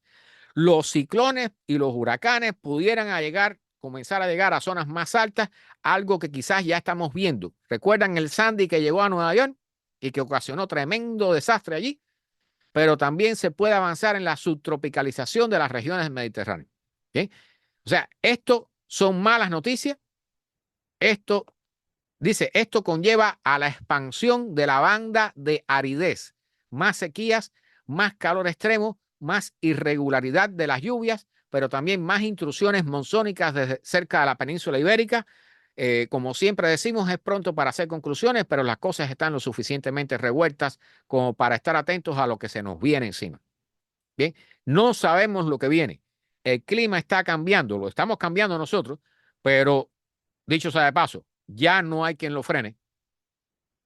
Bien, esta animación la voy a poner brevemente y la voy a explicar para aquellos que están en la radio y en los podcasts. Es una animación que la pueden buscar en YouTube, en el canal de video. Se llama 1,8 billones de años de placas tectónicas. ¿Okay? Está en inglés. 1.8 billion years of plate tectonics. Entonces, aquí esto es una animación de cómo mirando hacia el pasado, o sea, el tiempo va hacia atrás, en reversa. ¿Bien? Y viene cómo se han ido moviendo. Y esto es súper interesante. ¿Qué es lo que quiero ponerles aquí para este caso? Esta es la época aproximada en que vivían los dinosaurios en el planeta Tierra, hace 170 millones de años. Bien, fíjense que la mayor parte de las tierras está cerca del Polo Norte. Hay una zona que pasa por el Ecuador y otra que llega hacia abajo, hacia la altura de Australia más o menos. Todas las tierras estaban casi unidas. Bien, los dinosaurios y los cocodrilos y todas especies tropicales vivían en esa época cerca de los polos. En lo que es la zona del Ecuador, lo que habían eran desiertos. En esa época, el nivel de CO2 en la atmósfera era el doble del que tenemos ahora. ¿Están oyendo? Para que queden bien claros. Bien, vamos a terminar la animación, pero repito, en la época de los dinosaurios, el CO2 que había en la atmósfera era el doble del que hay ahora y habían cocodrilos en Groenlandia, dinosaurios en Groenlandia, selvas en Groenlandia y en la Antártida. Bien, este proceso de las placas tectónicas, cómo se mueven y todo es extremadamente interesante. Fíjense la diferencia en los mapas de la época, que por supuesto ahí no había nadie que los hiciera, ¿no? Pero había momentos en que en la Tierra casi no había tierras prácticamente, casi todo era océano. Bien, y lo que habían era pequeñas islas que pudieran llamarse islas continentes, ¿no? O islas enormes. Reinerio, bienvenido, mi hermano, buenas noches. Entonces, este fenómeno de las placas tectónicas, yo les invito a ver el video, búsquenlo, 1,8 billones de años de placa tectónica. Bien, y aquí llega hasta 1.700 millones de años en el pasado. Bien, entonces, realmente la Tierra es un planeta súper interesante. Lamentablemente vamos por un mal camino con ella. Esta es una noticia que prometí tocar. Los expertos calculan, y esto es una noticia procedente de España. Déjenme refrescar la garganta. Calculan que los parques eólicos, estos grandes generadores de viento, causan la muerte de 200.000 murciélagos al año en España. Bien. Y entonces, este es un tema sumamente interesante. Este es un congreso dedicado exclusivamente a los murciélagos. Bien, los murciélagos son sumamente importantes, como todas las especies del planeta Tierra. O sea, todas las especies aquí en la Tierra tienen alguna función. Bien.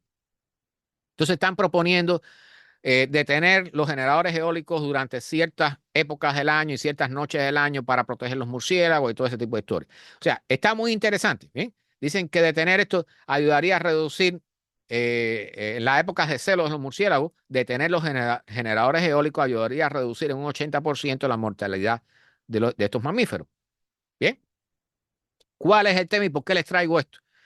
Porque con el tema de la energía renovable he escuchado todo tipo de protestas y me voy a enfocar aquí particularmente en los generadores eólicos. Bien, he escuchado decir que los generadores eólicos que se fabrican en el mar, que se crean estos parques eólicos marítimos, matan las ballenas, de lo cual no hay prueba ninguna. pero son uno de los tantos argumentos que usan, incluyendo los políticos en los senados y en los congresos de los países, para estar en contra de estas cosas. Bien, y yo no le estoy diciendo que estoy a favor o en contra, le estoy diciendo las cosas que suceden. Entonces, ¿cuál es el argumento más fuerte que se ha puesto? Y el primero que se puso contra los parques de generadores eólicos que matan las aves, matan pájaros. Por supuesto, los pájaros chocan contra estas cosas y se matan. Bien, es obvio. Ya hay estudios que plantean que pintando con color ciertas bandas negras las hélices, las aspas de estos generadores eólicos se reduce cantidad de los choques de las aves. Pero el tema importante que quiero tocar con respecto a esto, o la descarguita que toca hoy, bien, es que si tanto les preocupan a la gente que plantean estas ideas con respecto a la preocupación de los pájaros chocando contra los generadores eólicos y muriendo por consecuencia de ellos, debieron haberse preocupado también por los pájaros muriendo, chocando contra los vidrios de nuestras ventanas y los vidrios de los rascacielos.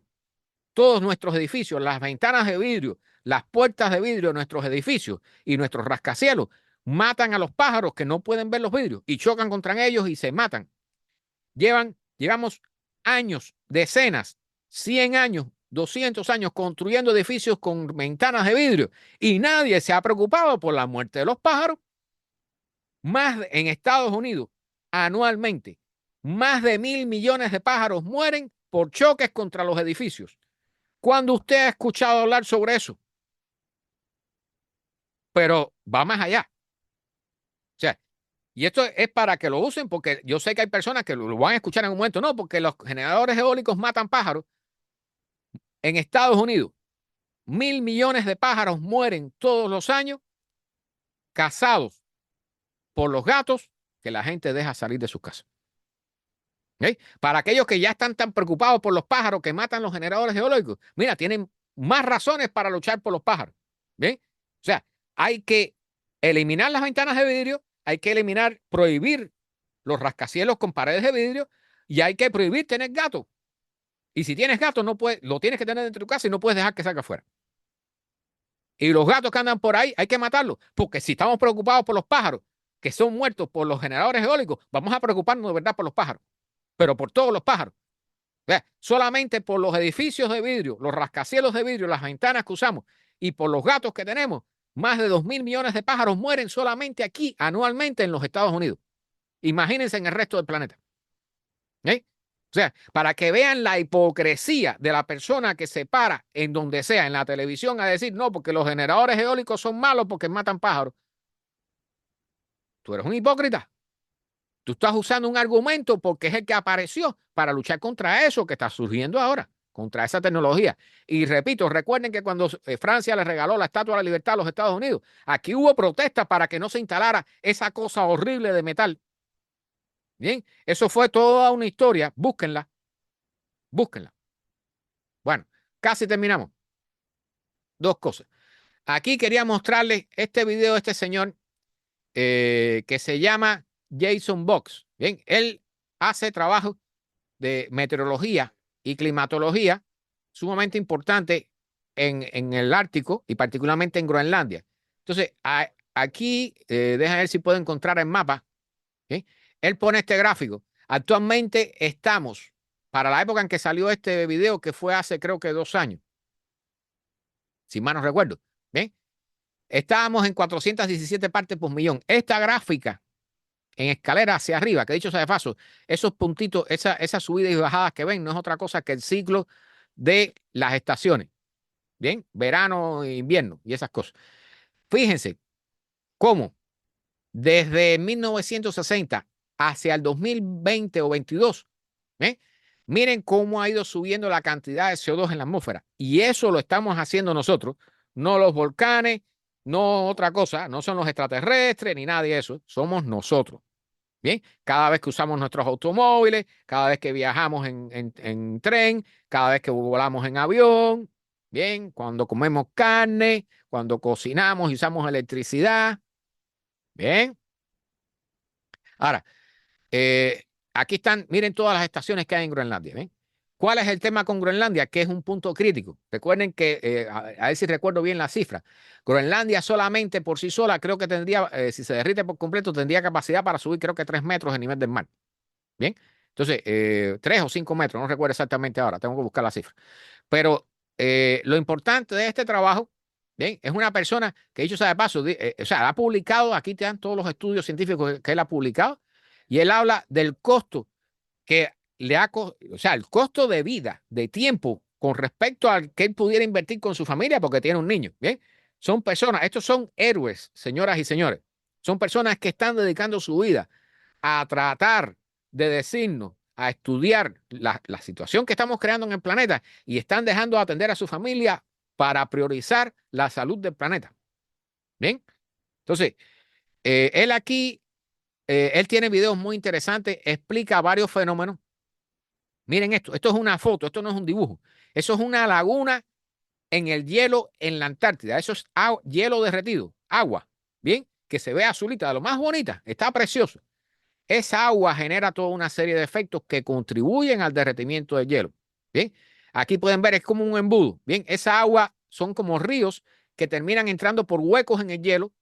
Bien, y esa es una de las tantas cosas importantes que él quiere decir, ¿no? Y esos huecos lo que hacen es profundizar, crean unos laberintos, unas tuberías en el hielo. Bien, van excavando tubos en el hielo y esa agua termina por gravedad llegando hasta la base del glaciar y allí lubrica el contacto entre el hielo y la roca que está debajo. Y eso acelera el movimiento del glaciar hacia el mar, acelera su derretimiento. ¿Bien? Este es uno de los procesos de aceleración del derretimiento de los glaciares y no está incluido, que es lo importante que quiero decirle, no está incluido en los modelos del IPCC. O sea, el IPCC nos está diciendo hay que limitar el calentamiento a 1.5, que ya no va, a 1.6 y no llegar a 2 para evitar los peores problemas, pero todos esos cálculos están hechos en base a modelos que no incluyen un montón de cosas que sabemos que están influyendo. ¿Bien? Entonces, él plantea, este es uno de los efectos. El otro es este otro, que es que esa misma agua que baja por gravedad hacia la parte de abajo del glaciar, cuando sale justo al frente del glaciar, en la parte donde el glaciar se reúne y choca con el mar, ¿bien? Generan un efecto de turbulencia que acelera el derretimiento del hielo. ¿Sí? O sea, ¿qué es esto? Esto es un ciclo de realimentación positiva.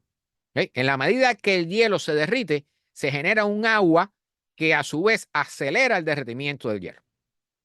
¿Bien? Y este es un proceso que es indetenible ya a estas alturas. O sea, ¿qué quiere decir eso? Que cada vez el derretimiento de los glaciares y de los hielos va a ser más rápido. Bien, ciclos de realimentación positiva que llevan a la aceleración del calentamiento global. Entonces, aquí él habla de la fragmentación esta, que también es otro fenómeno, que todos estos son fenómenos que no están incluidos en los modelos de pronóstico de las temperaturas para los próximos años. Bien.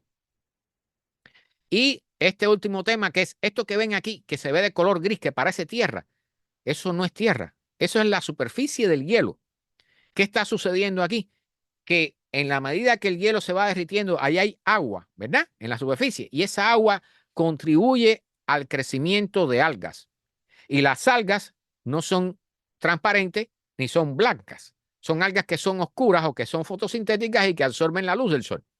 Y eso produce un calentamiento, porque como todo el mundo sabe, cuando tú sales en pleno mediodía al sol, si tienes un pullover blanco, vas a sentir menos calor que si usas un pullover negro o oscuro, porque el color oscuro absorbe más la radiación solar.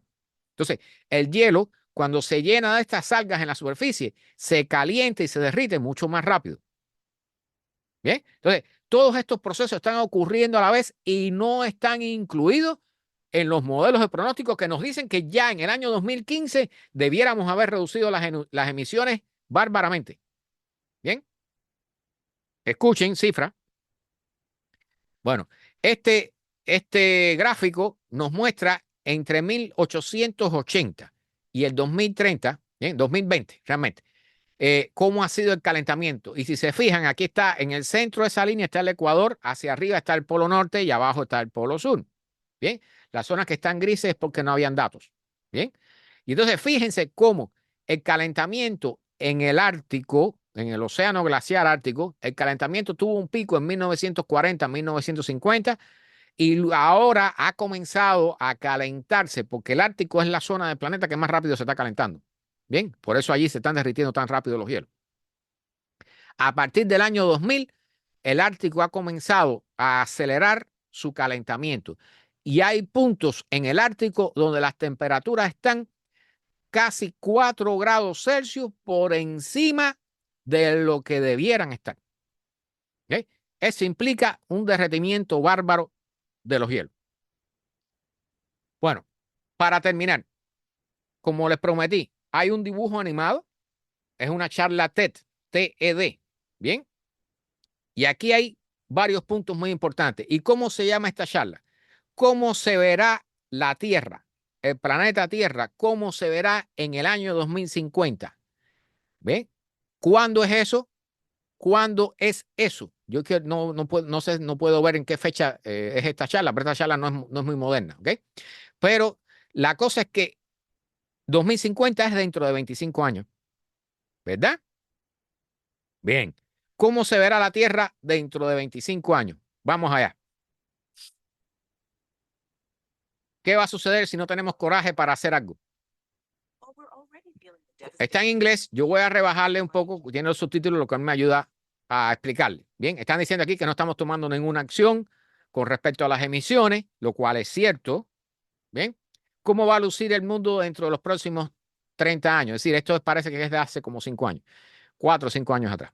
Bien, ¿cuál es el camino que llevamos? Bien, obviamente los científicos no son adivinos. ¿Sí? Pero hay formas de hacer proyecciones y pronósticos para acercarnos a tener una idea de lo que pudiera ser. Y la idea no es nada buena. Estoy tratando de traducirles esto directamente del inglés. Bien. Lo que nos están diciendo en primer lugar es que la idea no es buena, la idea del futuro no es buena, pero que todavía estamos a tiempo de tomar ciertas medidas para aliviarlo. Bien. Hemos pasado en el 2050, ya habremos pasado el 1.5. ¿Cuándo acabamos de decir ahora? Para el 2027 con toda probabilidad. La Tierra se ha calentado ya 2 grados desde 1800, desde los años 1800. Bien, cuando comenzamos a quemar los combustibles fósiles. Entonces, las olas de calor y los incendios en los bosques y en todos los lugares van a ser mucho más fuertes de lo que son ahora. Recuerdan que el año pasado se quemó en Canadá, ¿cuánto? Una superficie de bosques igual a la de Francia, ¿verdad? Bien. Entonces, en Londres, que está bastante al norte, los días de verano que superen los 40 grados Celsius en Londres y 45 grados en Nueva Delhi, bien, van a ser 8 o 9 veces más comunes. Escuchen esto de lo que son ahora o de lo que eran hace 4 años atrás. Bien, porque ya ahora están siendo bastante fuertes. Bien. Estas temperaturas altas pueden generar apagones. Y eso les digo, incluyendo aquí en los Estados Unidos, ya lo estamos viendo, ¿no? Pero los vamos a ver aquí en la Florida y los vamos a ver en todos lados. Apagones, ¿por qué? Porque el calor es tan grande que todo el mundo echa a andar ventiladores, aires acondicionados, y eso genera una sobrecarga, además de que con las temperaturas tan altas, las pérdidas en las líneas de transmisión son mayores también. Bien, entonces dicen que vamos a escuchar continuamente las ambulancias de día y de noche transportando personas con ataques de calor, deshidratación, cansancio por calor. Bien. Entonces, aquí, déjenme mencionar estos 3 lugares. El sudeste de los Estados Unidos, sudoeste de los Estados Unidos, el sur de África y el este de Australia va a tener más frecuentes sequías, más frecuentes olas de calor, que ya la estamos viendo. Australia está rompiendo récord de calor en el invierno. ¿Ven? Las Filipinas, Indonesia y Japón va a haber lluvias intensas más frecuentes. ¿Por qué? Porque con mayor temperatura el agua se evapora más rápido, la atmósfera puede tener mayor capacidad para absorber agua, por lo tanto las lluvias y las tormentas van a ser más intensas. ¿Recuerdan eso? Bien. el clima se va a hacer, o sea, la meteorología se va a hacer más errática, de forma que lo que sea destruido por eventos meteorológicos no vamos a tener tiempo de repararlo, ni dinero, agrego. Eso lo he dicho aquí otras veces. O sea, va a llegar un momento en que los eventos meteorológicos y climáticos van a ser tan costosos que no vamos a tener capacidad, no vamos a tener tiempo para reparar las cosas y no vamos a tener dinero. Se va a acabar el dinero de los gobiernos para enfrentar los desastres climáticos. Eso viene y no está muy lejos. Bien, va a haber, por supuesto, con todos estos fenómenos, va a haber migración climática, personas huyendo hacia las ciudades más grandes, porque ya saben, los agricultores pierden sus cosechas, pierden sus casas, pierden el dinero, pierden todo, tienen que ir a las ciudades. En las ciudades va a haber una escasez de vivienda, va a haber escasez de trabajo. Bien, entonces va a haber problemas con los hospitales de maternidad. Bien, va a haber crisis con los hospitales de maternidad porque en la medida que haya mayor contaminación aérea, mayor contaminación del aire, bien, y mayores temperaturas, la cantidad de nacimientos prematuros y bajos de pesos aumenta. Esa noticia la hemos dado aquí. Bien, eso está sucediendo ya. Con mayores temperaturas aumentan los nacimientos de bajos de pesos y prematuros. Más niños desarrollarán asma y enfermedades respiratorias. Bien. Va a haber muchas más personas expuestas al humo de incendios, bien, y todo ese tipo de contaminantes que generan enfermedades respiratorias. Las emisiones para el 2050, estimaban esta gente que para el 2050 ya las emisiones de gases de efecto invernadero que nosotros incorporamos en la atmósfera comenzarían a nivelarse. O sea, suponían hace 4 años atrás que ya hoy nosotros estuviéramos reduciendo las emisiones de gases de efecto invernadero. Eso no va. Bien, eso está fuera del estudio. Bien, pero como nos hemos demorado y nos hemos pasado de décadas del tiempo que se necesitaba tomar las acciones, bien, no vamos a llegar al net cero. Como resultado, para el año 2100, la Tierra se va a calentar entre 0,5 y 1,5 grados Celsius extra. O sea, si en el 2050 estábamos en 2 grados Celsius, para el 2100, ¿en cuánto vamos a estar? En 3,5. Bien, recuerden que están diciendo aquí, hace 4 años, la estimación para el 2050, 2 grados Celsius de calentamiento. La estimación actual de varios grupos de científicos es que el 2 grados Celsius lo vamos a alcanzar no en el 2050, lo vamos a alcanzar en el 2030. ¿Bien? Así que si bajo estos cálculos en el 2100 íbamos a estar en 3,5, si aceleramos los 2 grados para el 2030, ¿a qué nivel vamos a estar en el 2100? Ya saben, ¿no? Más de la mitad de nuestros glaciares se va a haber derretido. A la medida que el agua se calienta, incrementa su volumen por expansión térmica y el nivel del mar sube también por derretimiento de los hielos.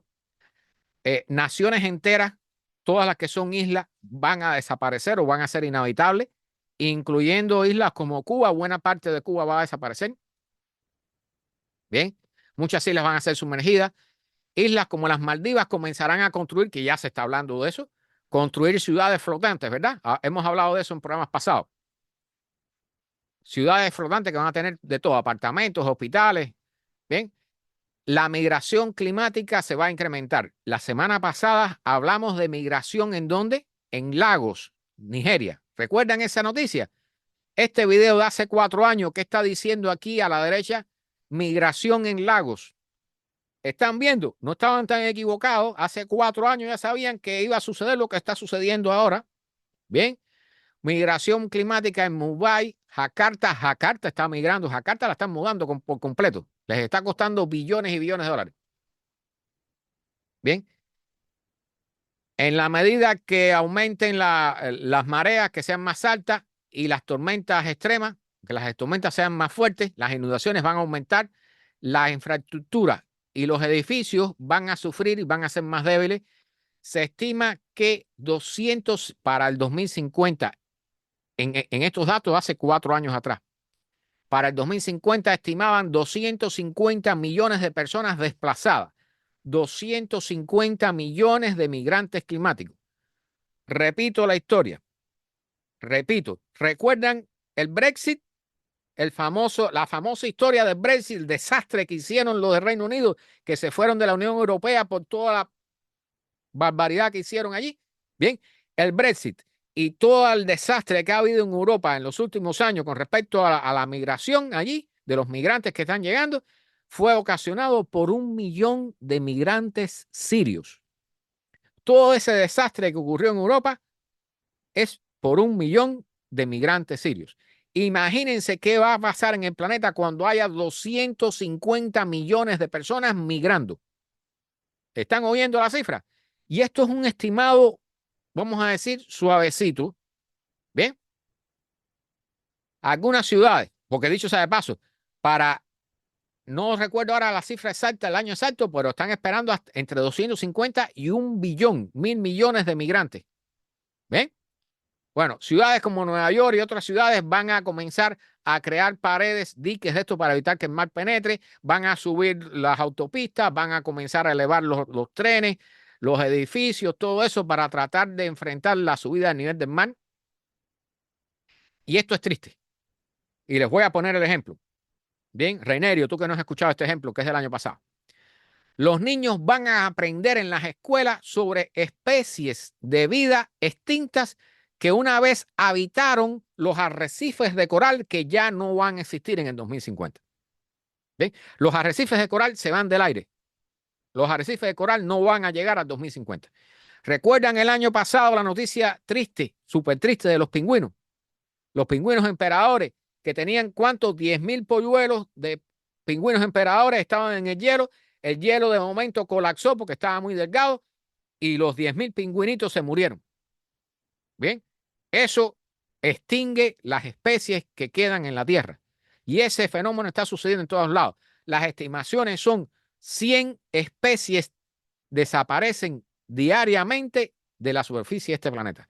100 especies de animales o de plantas o de insectos desaparecen diariamente de la superficie de este planeta. Bien, sexta extinción masiva.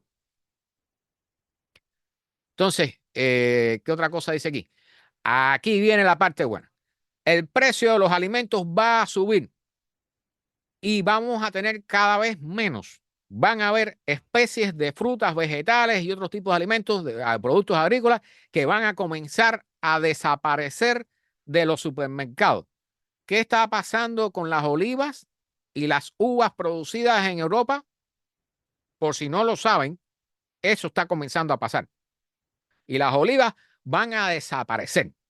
Las uvas, quién sabe. ¿Recuerdan la noticia que di un miércoles que las uvas comenzaron a aparecer cuando se extinguieron los dinosaurios? Hace 65 millones de años. Bueno, nosotros vamos a extinguir las uvas ahora. Bien. Por supuesto, los trabajadores agrícolas y todos los que trabajan en el exterior para el 2050 no van a poder trabajar en el verano fuera de habitaciones o fuera de casa que tengan aire acondicionado. O sea, los que tengan que trabajar en el exterior en el 2050, ese trabajo no se va a hacer. Los que producen productos agrícolas, los que trabajan en la construcción, si es que queda construcción para esa época, porque recuerden que se está acabando la arena de la construcción, ¿verdad? Estamos en una crisis de la arena. Bien, para esa época, todos los trabajos en el exterior se paralizan en el verano, se paralizan durante el día. ¿Bien? Eso va a implicar menos productos agrícolas, menos producción, crisis económica y un montón de problemas más. Bien. Entonces, todos los agricultores en pequeña escala, todo eso va a desaparecer. Ejemplo, Centroamérica. Bien. Cuando pase eso en Centroamérica, ustedes verán que la emigración que va a venir para acá por la frontera con México no va a ser la que hay ahora, va a ser un borbotón multiplicado de personas. Bien, porque no van a tener que comer ni van a tener con qué mantenerse vivos. Bien. Entonces, cientos de millones de personas van a entrar en hambruna. Bien. Y eso lo estamos comenzando a ver solamente por lo que está pasando en Europa. Bien. Recuerden que Ucrania era uno de los graneros del mundo. Bien. Todavía lo trata, pero bueno, de vez en cuando los rusos le meten, bombardean los barcos y hacen barbaridades ahí. ¿Y a dónde van esos granos? En gran parte a países donde hay una extrema necesidad de hambre, por el hambre. Bien. Pero eso va a comenzar a pasar también aquí en América del Sur, en América del Norte, en Europa. Bien, si sube las células de Hadley, lo que estábamos hablando ahora mismo, que sube y se comienza a desertificar el norte de los Estados Unidos, ¿qué va a pasar? Va a colapsar toda la siembra de productos agrícolas allí. Entonces, aquí viene la parte donde siempre, y esto para que lo identifiquen y no lo confundan, bien, la parte humana. Muy importante esto. Antes de finalizar este dibujo animado que nos ha dado un montón de noticias horribles, dicen, esto puede ser deprimente y todo ese tipo de cosas, pero tenemos que mantenernos optimistas y comenzar a trabajar en esto. Esto lo dijeron hace 4 años. ¿Hemos resuelto algo? No hemos resuelto nada. Les voy a repetir, y yo sé, Mecho, yo lo sé, que los psicólogos no, como piensan y todo eso, pero cuando la Segunda Guerra Mundial, ¿por qué ganamos contra Hitler? No ganamos por el optimismo, no ganamos con esperanza, ganamos porque teníamos miedo de que nos conquistaran y nos hicieran, ¿cómo es? Con nuestra piel, hicieran telita para lámpara, ¿verdad? O sea, lo único que realmente hace mover a la humanidad es el miedo a perder la vida, el miedo a perder sus condiciones de vida, el miedo a pasar hambre. Bien, y por eso hasta ahora no hemos hecho nada, porque los mensajes continúan siendo optimistas a pesar de que el planeta se está quemando. Bien, fíjense, este da el mensaje optimista al final. Bien, dicen en menos de una década hemos reducido las emisiones, bla, bla, bla. Mentira. 4 años después, las emisiones del 2024 fueron récords. No hemos reducido nada, lo hemos aumentado. Hemos hecho el problema peor. Bien. Entonces, dicen que si hubiéramos reducido, como ellos dicen aquí, las emisiones hace 4 años atrás, ya no estaríamos en camino a 4 grados Celsius de calentamiento. ¿Qué le dice si nosotros ahora hemos aumentado las emisiones? Que vamos para 4 grados. No, vamos para más. Bien, por supuesto, eso es para el 2100 y más adelante. ¿Ok? Para que quede claro. Repiten el mensajito. Reducir el consumo de electricidad, reducir el consumo de combustibles fósiles, reducir la fabricación de plástico, el consumo de papel. Bien, pero aclaran después del mensajito optimista. Bien, los expertos climáticos también están avisando, ¿bien? Están comunicando que las actuales políticas y promesas no van lo suficientemente lejos como para resolver el problema. Y eso fue hace años atrás. ¿Ven?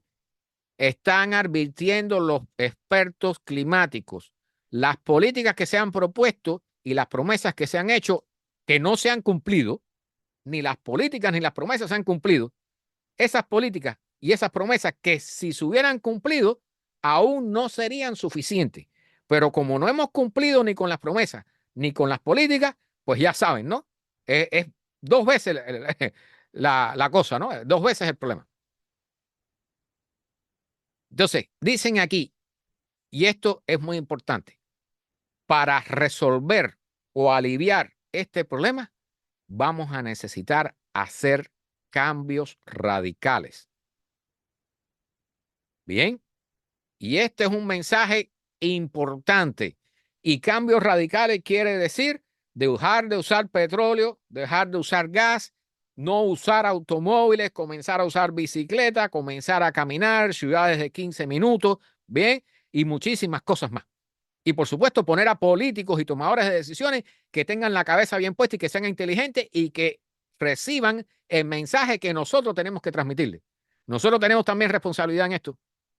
Bien, porque de esto depende ya no la vida de nuestros nietos, depende la vida de nuestros hijos y la de nosotros mismos. Porque el problema lo tenemos encima. Bien, y no se va a resolver con innovaciones tecnológicas.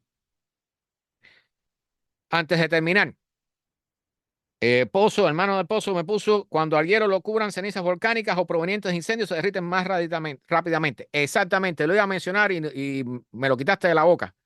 Me alegro que me lo hayas recordado. O sea, el humo de los incendios. Recuerdan que la semana pasada dijimos que el humo de los incendios de Canadá del 2023 equivalía al país número, ¿cuánto era? El número 7 creo que era, en nivel de emisiones, como un país entero.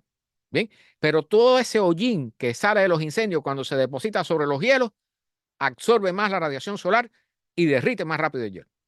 ¿Okay? Todos estos son ciclos de realimentación positiva que están empeorando el fenómeno y que no se tienen en cuenta en los informes del IPCC, en los pronósticos que nos dice el IPCC. Por eso, ya el 1.5 ya lo pasamos.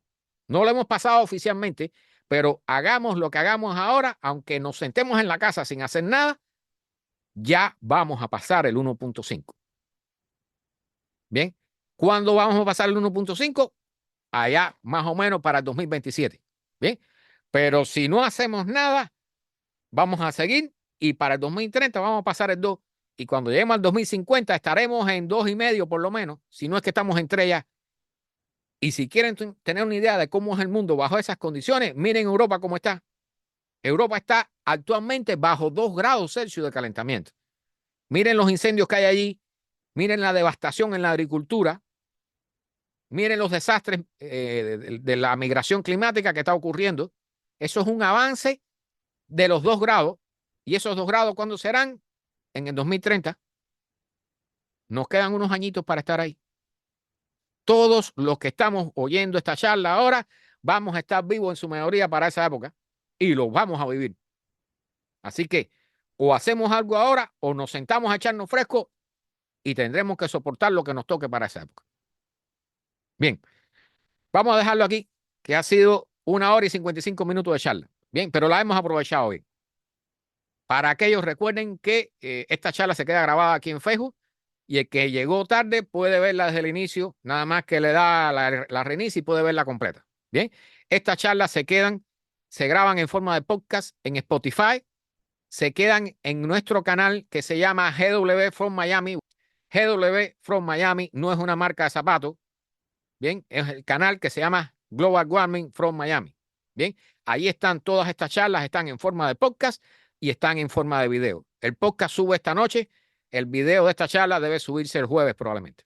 Bien, recuerden que también todas estas charlas y las de ciencia, astronomía, ciencias y tecnología de los miércoles están en nuestra emisora Radio Ciencia 21. La buscan en Google, Radio Ciencia 21, emisora online, y ahí les sale y la pueden escuchar las 24 horas del día.